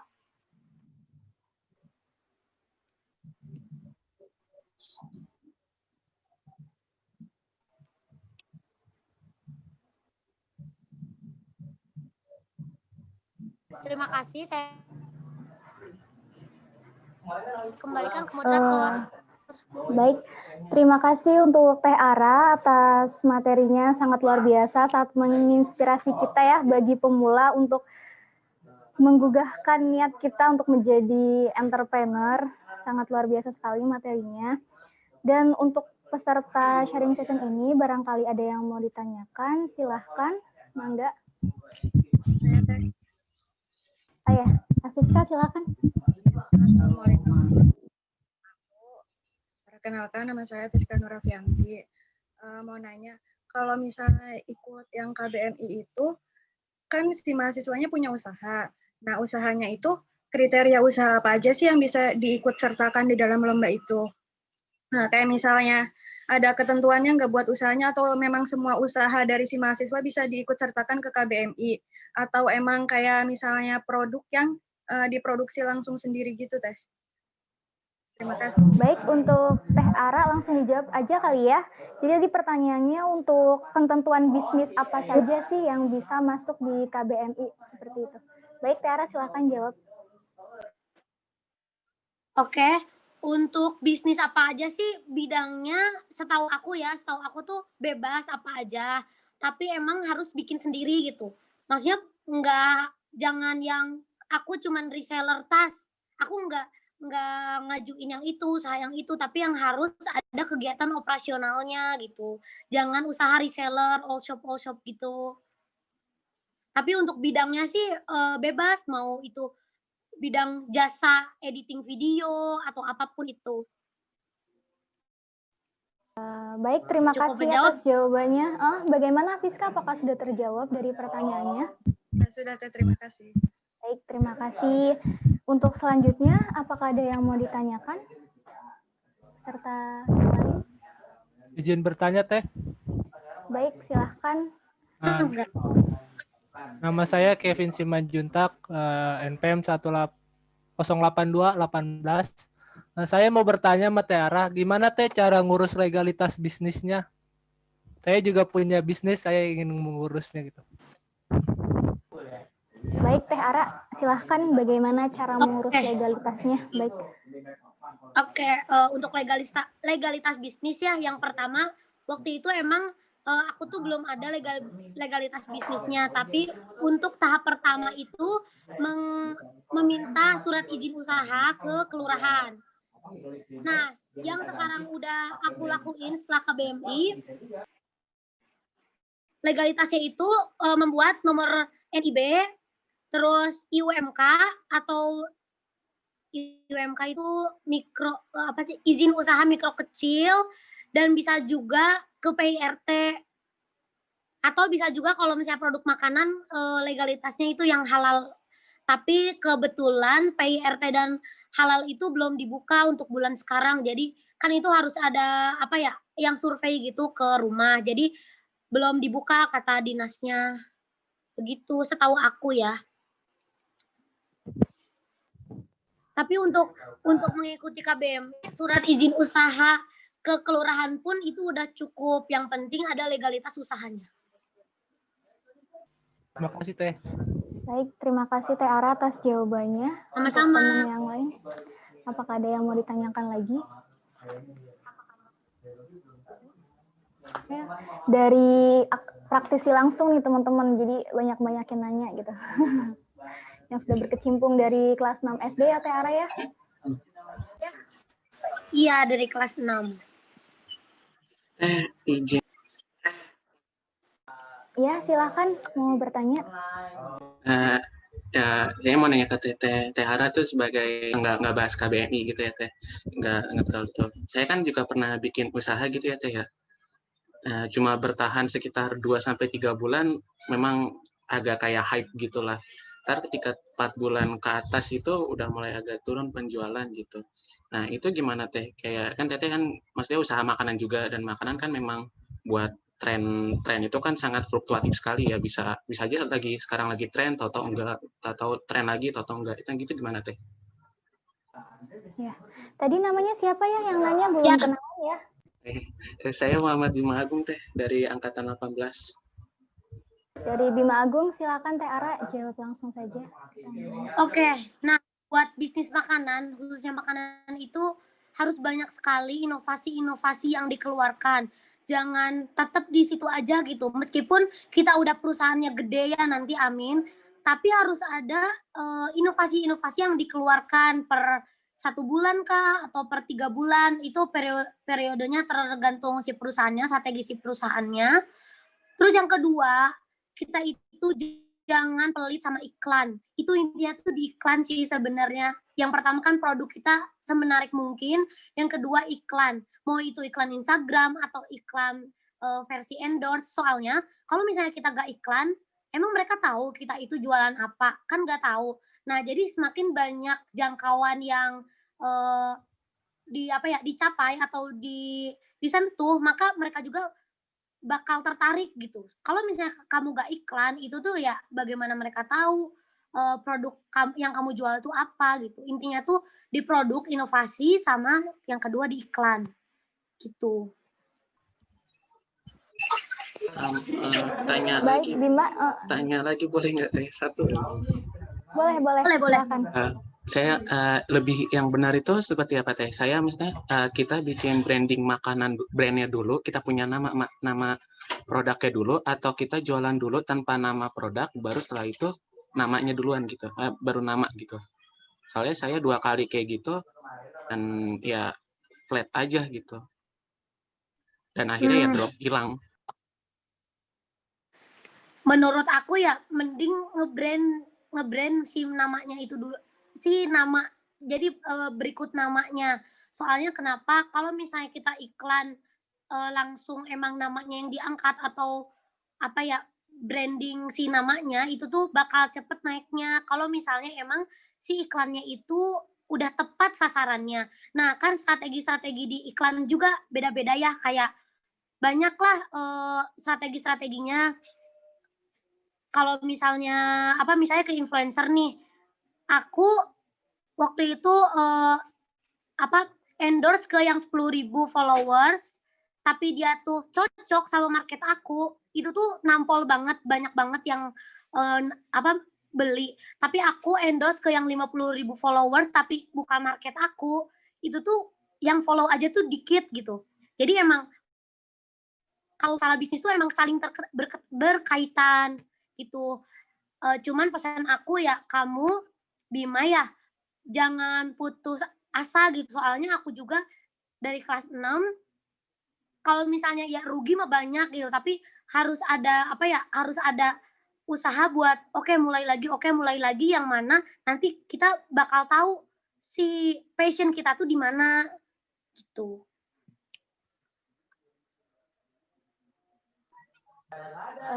Bagaimana Bima, apakah sudah terjawab pertanyaannya? Sudah, Teh. Sudah. Oke, Teh. Terima kasih, Teh.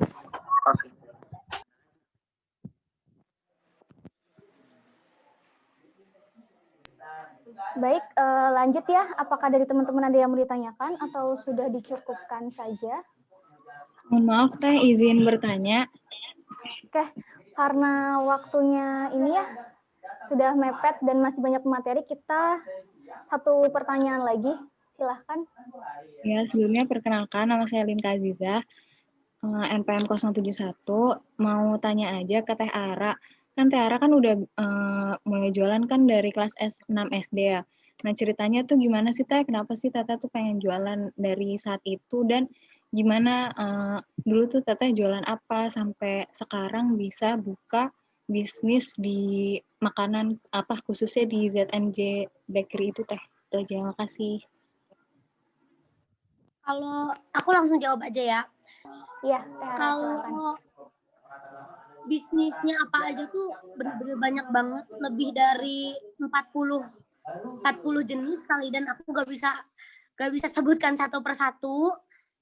Kenapa aku sekarang ke dessert? Soalnya aku tuh terinspirasi dari Bittersweet by Najla. Itu intinya. Dan di Karawang waktu itu Bittersweet by Najla kan mahal banget ya, 70.000. Nah aku gimana caranya pengen yang lebih ekonomis gitu. Aku kan jual sekitar 30 ribuan.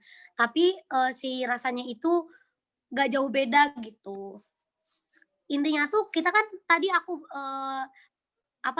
jelaskan, kita bisa melihat peluang-peluang dari si market. Kan sekarang lagi booming ya Bittersweet by Najla. Nah, awalnya kenapa ZNJ Dessert itu ya itu Bittersweet by Najla. Baik, bagaimana jawabannya? Jadi dari terinspirasi ya Teh, terinspirasi dari bisnis lain yang sekiranya kita bisa mengadopsi dengan harga yang lebih ekonomis. Jadi kita bisa buka usaha yang betul. Jadi sudah ya teman-teman, karena waktunya sudah yang lain juga untuk yang lain, materi yang lain. Jadi saya bacakan reviewnya saja ya. Jadi untuk program KB ini merupakan program kompetisi bisnis mahasiswa yang merupakan salah satu dari program Kampus Merdeka ya. Di mana program ini dia untuk mengembangkan kewirausahaan dari si mahasiswanya. Nah, untuk meningkatkan offset juga, untuk memperluas pasar, dan untuk mendapatkan modal dari pihak-pihak lain selain dari Diklinya. Untuk bagaimana persyaratnya, tadi sudah dijelaskan, yang penting adalah sudah memulai bisnis kurang lebih dari 6 bulan. Bagi teman-teman yang memiliki usaha kurang dari sudah lebih dari 6 bulan, boleh mengikuti program KB ini. Baik, sekian dari materi yang kedua ini, sesi KBMI. Selanjutnya saya serahkan ke MC, silakan Kang Banyu. Baik, terima kasih Teh Ara, terima kasih Teh Septi atas materi KBMI-nya. Oke, karena waktu sudah menjelang maghrib juga, kita percepat. Kita masuk pada sesi selanjutnya, yaitu sesi sharing session KIBM atau kompetisi inovasi bisnis mahasiswa. Untuk itu, boleh saya cek koneksi dulu kepada moderator Kang Haudi. Najis banget. Berapa orang sih nggak ada yang on cam?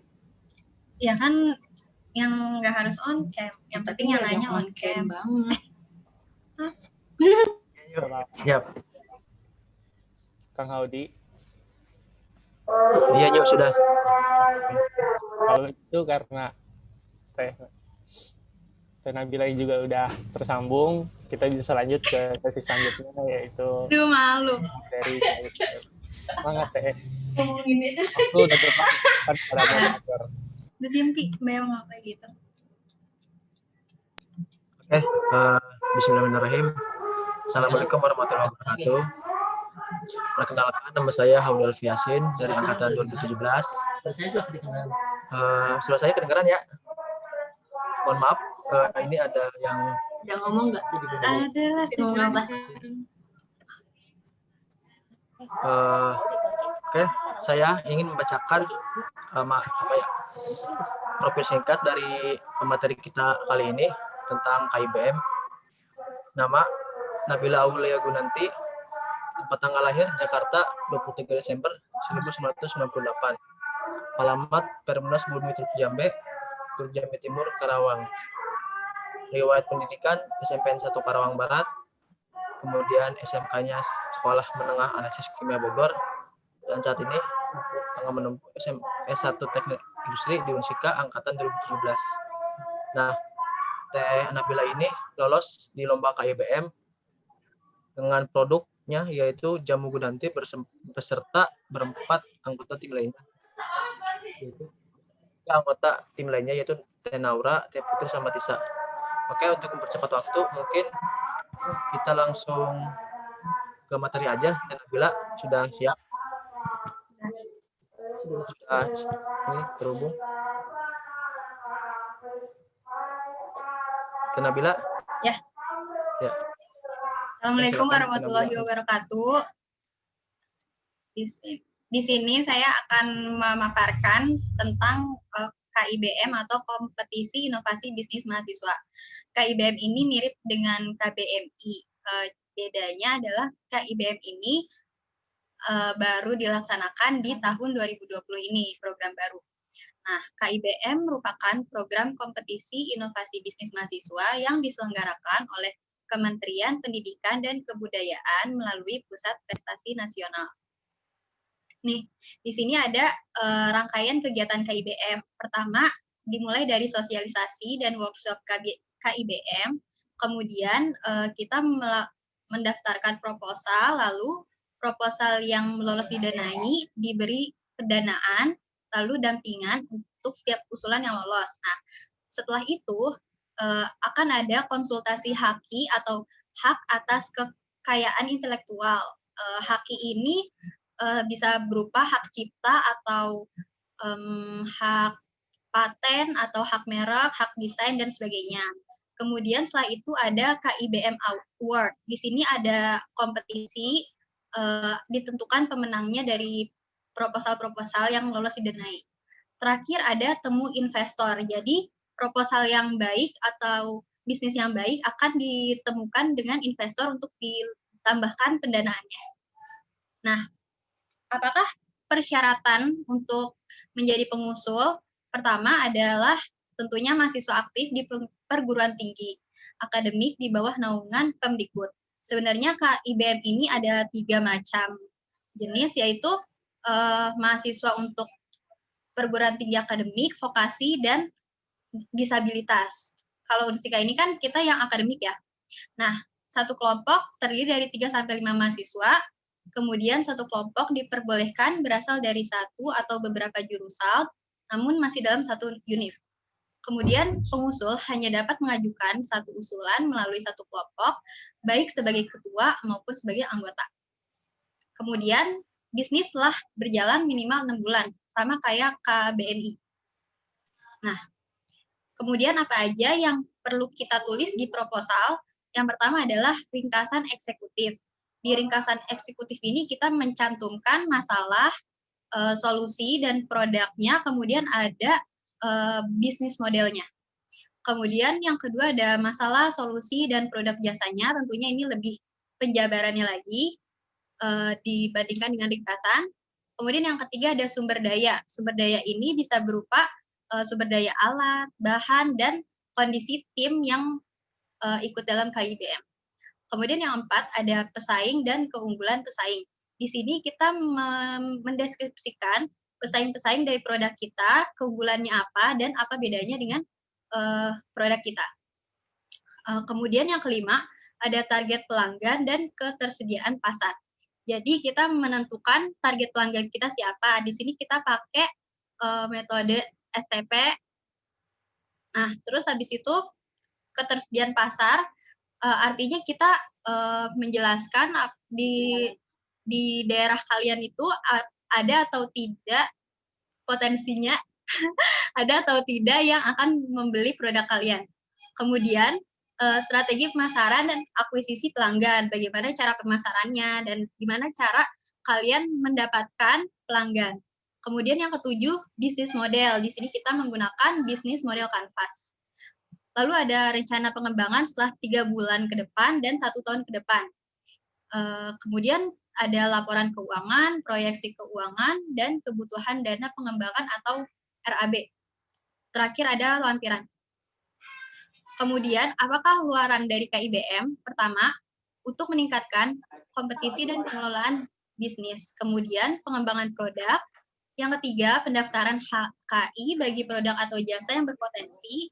Jadi, proposal-proposal ini akan dipilih sebagian untuk didaftarkan HKI. Kemudian yang keempat, maaf ya. Kemudian yang keempat ada peningkatan pendapatan. Yang kelima ada pemanfaatan produk digital dalam bisnis. Dan yang terakhir pengembangan jaringan bisnis.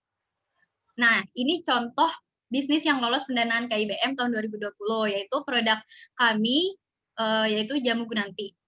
Dengan kelompok pengusulnya adalah saya sendiri, Nadia Gunanti, kemudian ada Naura, Putih Anissa, dan Putri Sundari. Kami berempat ini sama-sama dari teknik industri. Kenapa kami memilih produk Jamu Gunanti untuk menjadikan di proposal ini? Karena kami melihat, kami mengaitkan dengan kondisi saat ini, di mana saat corona ini kita memerlukan suatu di mana saat corona ini kita memerlukan sesuatu produk yang dapat meningkatkan imunitas tubuh. Oleh karena itu kita buat Jamu Gunanti. Dengan produk inovasinya salah satunya adalah MVC atau mencegah virus corona yang kita peroleh resepnya dari resep empon-empon. Begitu. Oh ya, untuk bisnis ini kami mengajukan dana 15 juta. Namun yang didanai ada sebesar 11.800.000. Untuk dananya sendiri dalam rentang 5 sampai 15 juta ya kalau KIBM ini. Lebih sedikit daripada KBMI. Kalau KBMI kan tadi 10 sampai 20 juta. Nah, jadwal pelaksanaan KIBM 2020 ini setelah didanai jangkanya hanya 1 bulan. Lebih singkat daripada KBMI. 2 minggu untuk pendampingannya. Pendampingannya ini ada 3 kali, kemudian ada pelaporan, ada 7 hari ini, pelaporan kemajuan, monef, dan pelaporan akhir. Kemudian setelah pelaporan akhir akan ada sharing session dan konsultasi haki selama 1 hari. Kemudian yang terakhir ada KIBM Award dan temu investor untuk beberapa bisnis yang terbaik. Ini juga 1 hari. Jadi totalnya hanya kurang dari 1 bulan. Sangat singkat. Kemudian strategi agar lolos pendanaan, menurut kami, pertama cermat dalam memperhatikan sistemasi penulisan proposal yang tertulis di buku petunjuk pelaksanaan. Ini sama seperti yang sudah disebutkan sebelum-sebelumnya ya oleh pemateri yang lain. Kemudian yang kedua, mengambil poin-poin penting dari luaran KIBM untuk disampaikan juga di dalam proposal. Kita lihat contohnya, di sini ada pendaftaran HKI bagi produk atau jasa. Maka kita perlu menulis di pengembangan itu kita mau produk kita ini sampai mendapatkan HKI gitu. Terus ada juga pemanfaatan produk digital dalam bisnis. Berarti kita juga perlu menuliskan pengembangan kita ini secara digital marketing gitu. Terus yang ketiga, mengaitkan inovasi produk yang akan dikembangkan dengan permasalahan atau tren yang ada saat ini. Contohnya yang tadi saya bilang, kenapa kami mengambil jamu, karena dikaitkan dengan imunitas yang dibutuhkan selama pandemi. Kemudian yang keempat, ide pengembangan yang akan dibuat harus realistis. Artinya, memang betul-betul dapat dilakukan dalam jangka waktu yang singkat atau selama pelaksanaan KIBM. Contohnya, kita hanya 1 bulan, berarti pengembangannya jangan terlalu ribet gitu. Terus yang kelima, kuasai materi, terutama bisnis model kanvas, karena KIBM ini fokusnya adalah bisnis model kanvas. Dan laporan keuangan, seperti laba rugi, neraca, arus kas, dan proyeksi keuangan selama 3 bulan dan 1 tahun ke depan, karena itu yang diminta. Kalau kita memiliki laporan keuangan yang jelas seperti ini, mungkin akan sangat dipertimbangkan untuk lolos. Kemudian kita juga harus, nggak harus sih, maksudnya lebih baik menampilkan bukti usaha nyata pada lampiran. Misalnya, bila usahanya berupa produk, maka tampilannya itu produk asli, bukan mock-up dari desain. Nah, untuk lampiran lokasi usaha, usahakan foto tempat usaha bersama pemiliknya. Gitu. Nah, untuk KIBM ini bukan hanya produk sih, bisa juga jasa.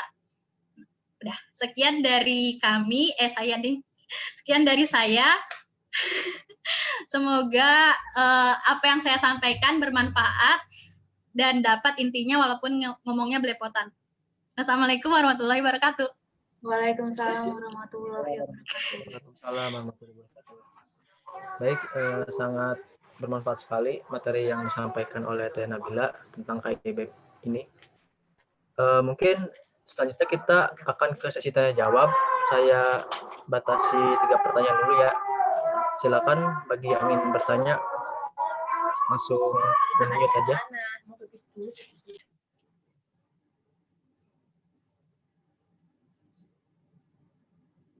Jelas. Ya, silakan. Masa? Bagi yang ingin bertanya boleh langsung unmute dan langsung sampaikan saja pertanyaannya tentang KIBM ini. Ya. Oke, saya perjelas lagi ya, mungkin buat KIBM ini kan merupakan kompetisi baru gitu yang bisa Kemdikbud, dan tahun ini baru diselenggarakan gitu ya Teh ya. Dan mungkin ini juga suatu prestasi buat Teh Nabila khususnya dan juga teknik industri gitu. Karena di awal kita pertama kita juga langsung lolos pendanaan gitu. Nah, mungkin masih ada teman-teman yang bingung tentang tipsnya, mungkin skema tentang KIBM ini seperti apa, kemudian progresnya mungkin udah sampai mana KIBM ini. Boleh? Saya boleh nanya nggak, Kang? Boleh. Kan kamu juga peserta KWU. Oke, silakan. Kalau itu saya mau nanya gini Teh. Di bisnis model kanvas, khususnya di untuk lomba KIBM ini, yang diperkuat itu apanya ya Teh ya? Kan ada revenue-nya atau pendapatannya atau kerjasamanya, atau justru dari produknya sendiri, dari internal. Kalau yang saya tahu dari bisnis model kanvas kan ada di internalnya, terus kerjasamanya, terus pendapatan keuangannya. Nah, kalau dari Teteh dengan produk jamunya, kuatnya sebelah mana sih di bisnis model kanvas itu Teh? Ya, makasih atas pertanyaannya Banyu. Kalau dari kami, yang kita perkuat di bisnis model Canvas adalah value proposition-nya. Ya, kan di mana jamu ini kita membedakannya adalah jamu ini kan biasanya dijual secara tradisional, tidak higienis, keliling menggunakan gelas. Nah, di pengembangan ini, di bisnis Canvas ini, kita bikin dalam bentuk kemasan botol dengan tutup yang disegel gitu, sehingga tetap terjamin higienisnya seperti itu. Apalagi ya? Apa ya? Activity, Nabila. Ya? Kayak activity. Kunci aktivitas kayak activity. Kayak activity-nya. Ya, kayak activity juga sih. Kayak activity-nya berarti kan mulai dari pembelian bahan, produksi, terus pemasarannya menggunakan offline dan online. Kita menggunakan pengembangan offline-nya yaitu membuka stand jualan di pasar tumpah, terus online-nya itu melalui GrabFood dan GoFood, setelah pemasaran, penjualan. Udah. Apa ya? Ya, boleh ditambahin nggak nih sama Ibu? Bu, tambahin aja, Bu. Jadi gini ya, memang kalau KIBM ini kan baru banget ya. Jujur aja waktu pertama kali kita mau ikut KIBM tuh sesuatu hal yang semuanya tuh meraba-raba, tapi memang kunci utama itu di bisnis model Canvas gitu ya. Karena memang di situ bisnis model Canvas itu kan kayak menjelaskan bagaimana gambaran rencana usaha yang kalian sedang jalani dan yang akan kalian jalankan. Sebenarnya kan seperti itu. Kalau saya boleh bandingkan ya, kemarin juga saya sempat menelaah kebetulan ini Nabila ini punya 2 propose sebenarnya waktu itu ya, Nabila ya. Dia nanya ke saya, "Bu, Nabila ini punya 2 usaha, yang pertama jamu sama yang satu lagi apa? Custom notebook. Ya, custom book ya. Terus Nabila nanya, "Bu, menurut Ibu yang paling berpeluang apa?" Ya saya bilang kalau ngelihat tren saat ini, ya jamu, bukan yang custom book-nya, saya bilang gitu kan. Jadi memang benar tadi yang Bila bilang bahwa dia diperkuat di value proposition-nya di bisnis model Canvas dan kayak activity-nya tuh terlihat.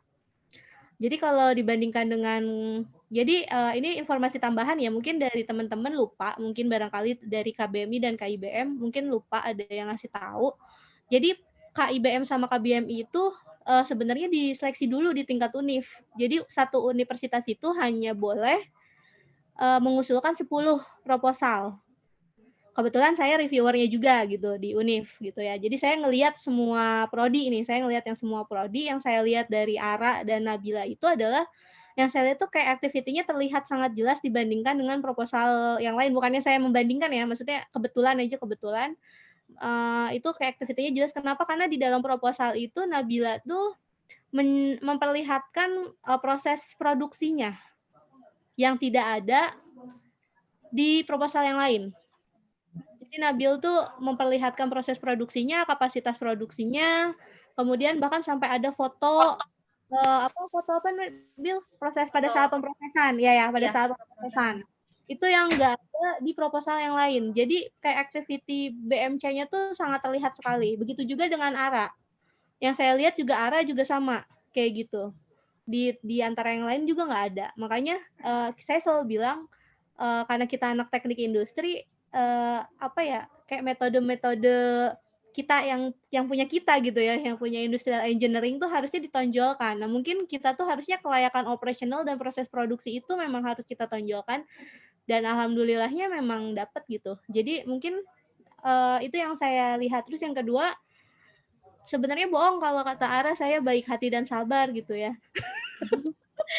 Baik hati dan sabar. Ara bohong. Bener, Bu, bener. Sabar banget, Ibu. Berapa kali kan kalian dicerewetin ya sama saya. Jadi ini yang lolos-lolos ini kalau kita boleh buka dapurnya. Ini mereka ini kalau kalian tahu itu intensitas bimbingannya tuh sampai tengah malam. sampai malam-malam gitu ya. Mereka tuh benar-benar pejuang tangguh, pekerja keras dan tahan banting karena apa ya, ngasih proposal, ngasih ini dikomentari lagi sama saya, dijahatin lah ya, dimarah-marahin. Dimarah-marahin lagi, kok kayak gini sih, kok begini sih, kok kayak begitu gitu ya, sampai akhirnya jadi memang harus seperti itu, memang harus tahan karena mungkin di situ karena apa ya, mahasiswa dan dosen pembimbing itu sebenarnya saling melengkapi. Jadi kadang ada yang beberapa kelompok itu kurang gitu, kurang intensitasnya dengan dosbingnya masing-masing kayak gitu. Jadi memang harusnya saling mendengarkan, saling ngasih tahu kalau kekurangannya di mana sehingga dosen pendamping juga akan memberikan gitu. Apa namanya, tips-triksnya untuk mempercantik atau melengkapi daripada proposalnya. Gitu sih kalau untuk BM saya sendiri. Nanti kita di pertemuan berapa ya? 9 atau pertemuan 10 gitu. Jadi habis UAS nanti akan saya bahas lebih lanjut tentang BMC-nya. Kayak gitu. Mungkin itu sih yang kayaknya tadi agak sempat lupa nih dikasih tahu sama Nabila sama Ara. Jadi sebenarnya mereka itu sudah memenangkan dulu di univnya 10 proposal. Gitu. Jadi 10 proposal baru diberhak ke kementerian. Jadi kalian tuh harus berlomba dulu seuniv. Berlomba dulu seuniv, 10 proposal terbaik di ranking itu baru masuk ke kementerian, baru diseleksi lagi. Jadi tahapannya lebih ribet sebenarnya. Mungkin karena nilai nominalnya lebih tinggi ya daripada PKM gitu. Mungkin seperti itu. Jadi kalau PKM itu kan Unsika ini kita bisa 100 proposal. Mungkin ini juga lupa nih sama Lintang dikasih tahu. Jadi kita tuh Unsika masuk klaster 4. Katanya sih sekarang udah naik klaster 3 kata Bu Arek kemahasiswaan. Katanya gitu udah naik klaster. Untuk kemahasiswaan kita udah masuk klaster 3. Coba nanti dicek di buku panduan itu berapa proposal. Tahun kemarin itu zamannya Lintang sama zamannya Harun, itu kita tuh hanya punya kuota 100 proposal satu Unsika. Nah, satu Unsika 100 proposal dan kalian tahu dari teknik industri aja itu dari KWU ya, kewirausahaan itu 37 proposal. Belum teknik mesin, belum teknik elektro. Jadi tekniknya aja itu udah hampir 70. Dari fakultas tekniknya itu juga ya alhamdulillah gitu kan ya. Itu tuh memperlihatkan bahwa kompetisinya tinggi sekali. Itu baru di tingkat univ gitu. Nah, apalagi sekarang gitu. Jadi itu sih. Mungkin ada lagi yang mau ditanyakan, mangga ke Teh Nabil. Baik, mungkin kita jeda dulu ya azan beberapa menit.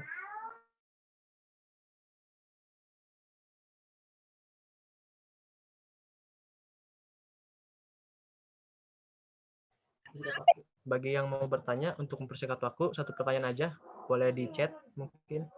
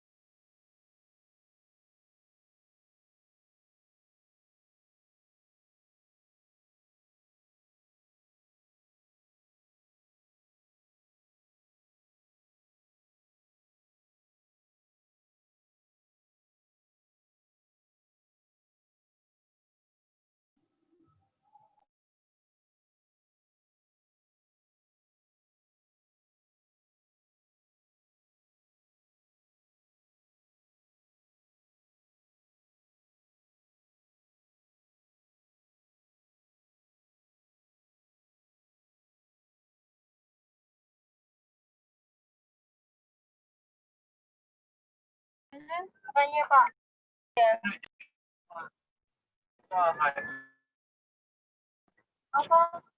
Apa harus yang masih mau doktoral, ada bukan sih rencana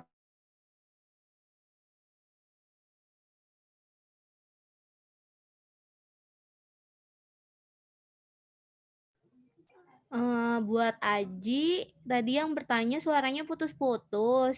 Terus kita lagi ajan dulu sebentar, jadi bisa di chat aja, Nak, pertanyaannya. Aji Primajaya.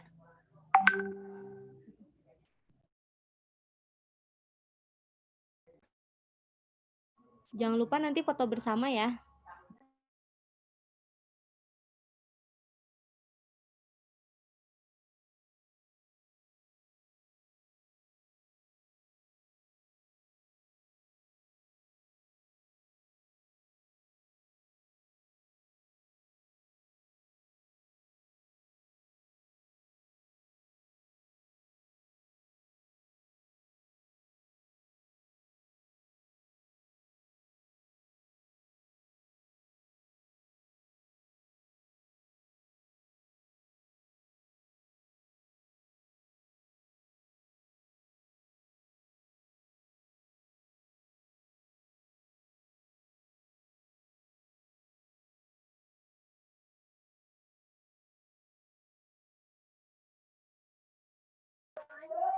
Oke, kita lanjut ya.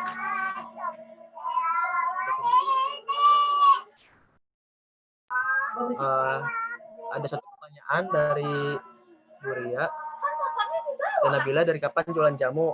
Kenapa bisa kepikiran jualan jamu bukan minuman kekinian lainnya? Mungkin pertanyaan terakhir boleh dijawab dan Nabila.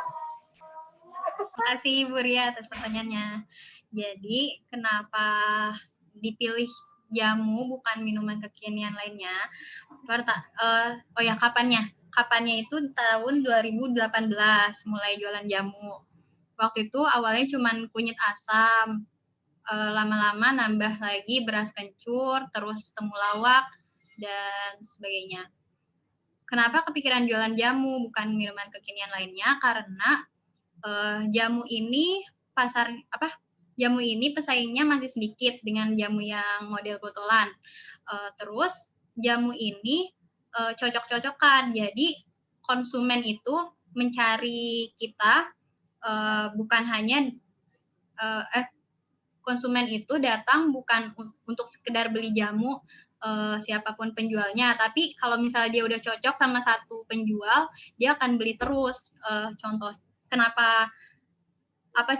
Contohnya itu pasar kami ini bukan cuman di daerah Karawang, ada juga yang dari Bandung misalnya, karena dia itu nggak nemu yang cocok di Bandung, makanya dia pesen dari Karawang, dari saya gitu.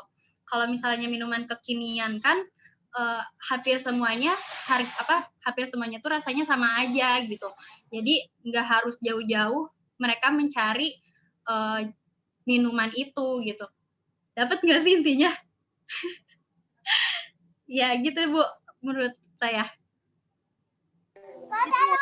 Aji deh, Aji tadi mau nanya, tadi udah ngomong tapi putus-putus gitu, Haudi. Iya. Aji Primajaya enggak? Aji, mungkin mau bertanya. Aji. Atau nanti bisa lanjut yang lain deh, udah maghrib deh.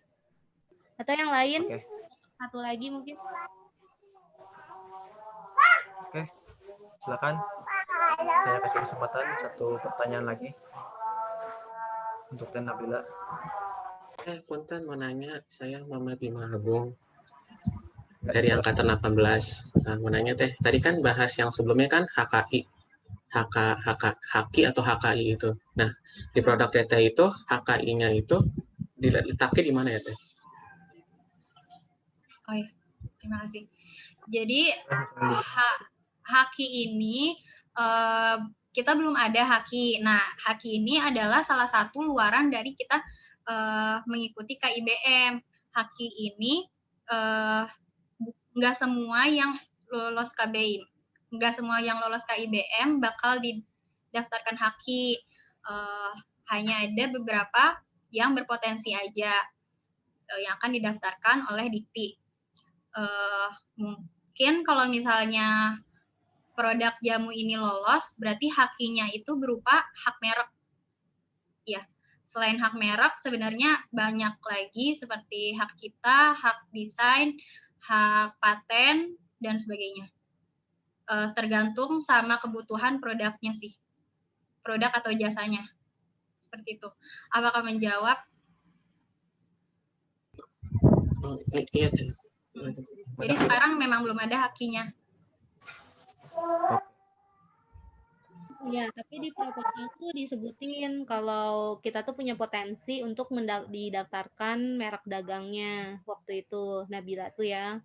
Terus bisa juga dari inovasi si MVC itu ya, Nabil ya, dari produk jamunya juga yang si MVC, lebih ke MVC, mencegah virus corona tersebut dari empon-empon. Sebenarnya kan itu sebenarnya ingredients-nya tuh kan emang turun-temurun ya, heritage ya, sudah warisan budaya gitu ya.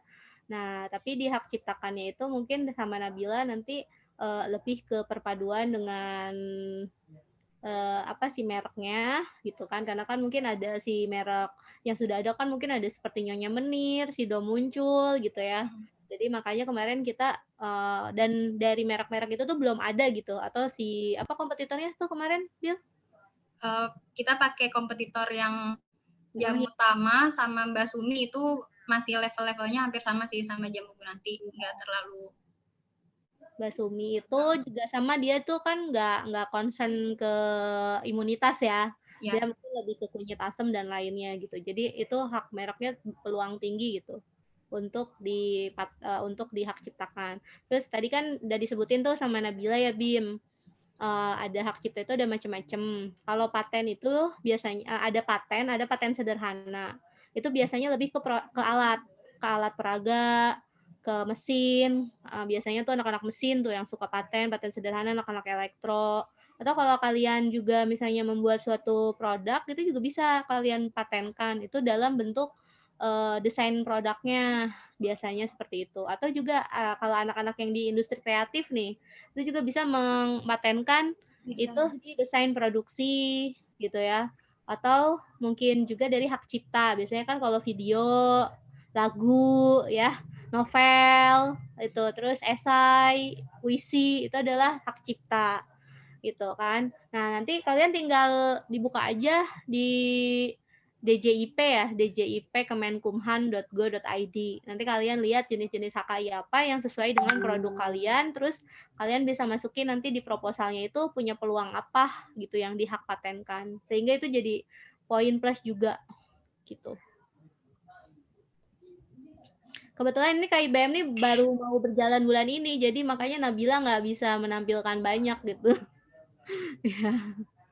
Oke, sudah mungkin Mbak Udi. Oke, terima kasih Bu Renita dan Nabila atas penyampaian materinya. Mungkin kita cukup saja sampai penyampaian materi tentang KIBM ini. Mungkin saya ingin membacakan untuk strategi lolos pendanaan KIBM ini. Yang pertama, perhatikan sistematika proposal. Kemudian yang kedua, tonjolkan pengembangan bisnis sesuai luaran. Kemudian inovasi yang dikaitkan dengan permasalahan yang sedang tren. Kemudian ide pengembangan bisnis harus realistis. Kuasai materi model bisnis dan laporan keuangan, dan menggunakan bukti nyata sebagai lampiran. Oke, sekian dari saya. Saya tutup sesi KIBM ini. Terima kasih. Wassalamualaikum warahmatullahi wabarakatuh. Saya kembalikan kepada Banyu selaku MC. Terima kasih. Oke, terima kasih kepada Kang Haudi sebagai moderator dan Teh Nabila sebagai pemateri KIBM. Semoga materinya dapat bermanfaat. Untuk itu, sebelum kita tutup, mari untuk peserta yang masih join, kita open cam bersama-sama, kita masuk ke dalam sesi foto bersama. Silakan untuk open cam.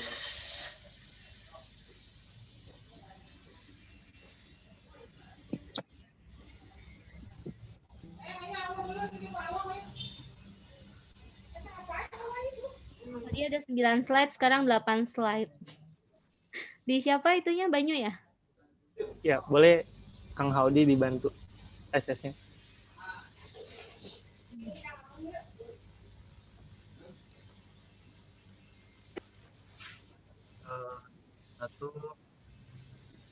2, 3.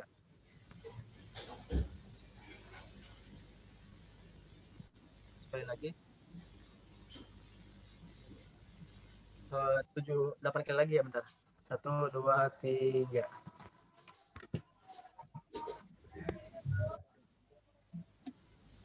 Tiga, 1, 2, 3.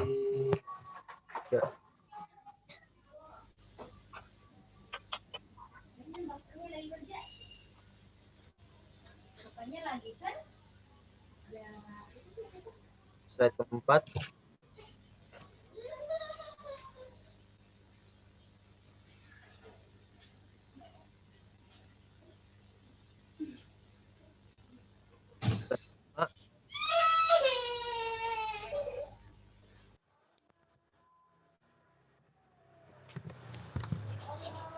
Slide ke-6. 1, 2, 3.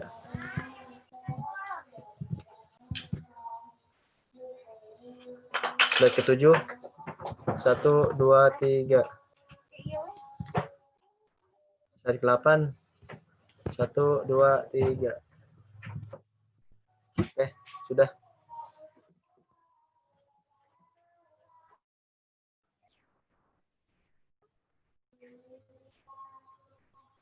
Silakan Panyu untuk ditutup. Oke, terima kasih kepada Kang Haudi, Kang Fauzi. Kita telah sampai kepada akhir acara. Terima kasih kepada para peserta yang telah mengikuti sharing session ini. Terima kasih kepada para moderator dan juga para pemateri. Semoga di waktu yang akan datang kita menjadi salah satu peserta yang lolos pendanaan, baik untuk lomba PKM, KIBM, dan KBMI. Amin. Oke, karena waktu telah memasuki waktu maghrib, kita cukupkan sampai di sini. Kurang lebihnya mohon maaf atas segala kekurangannya. Terima kasih. Wassalamualaikum warahmatullahi wabarakatuh. Waalaikumsalam warahmatullahi wabarakatuh. Terima kasih. Terima kasih ya Kang Teteh. Terima kasih.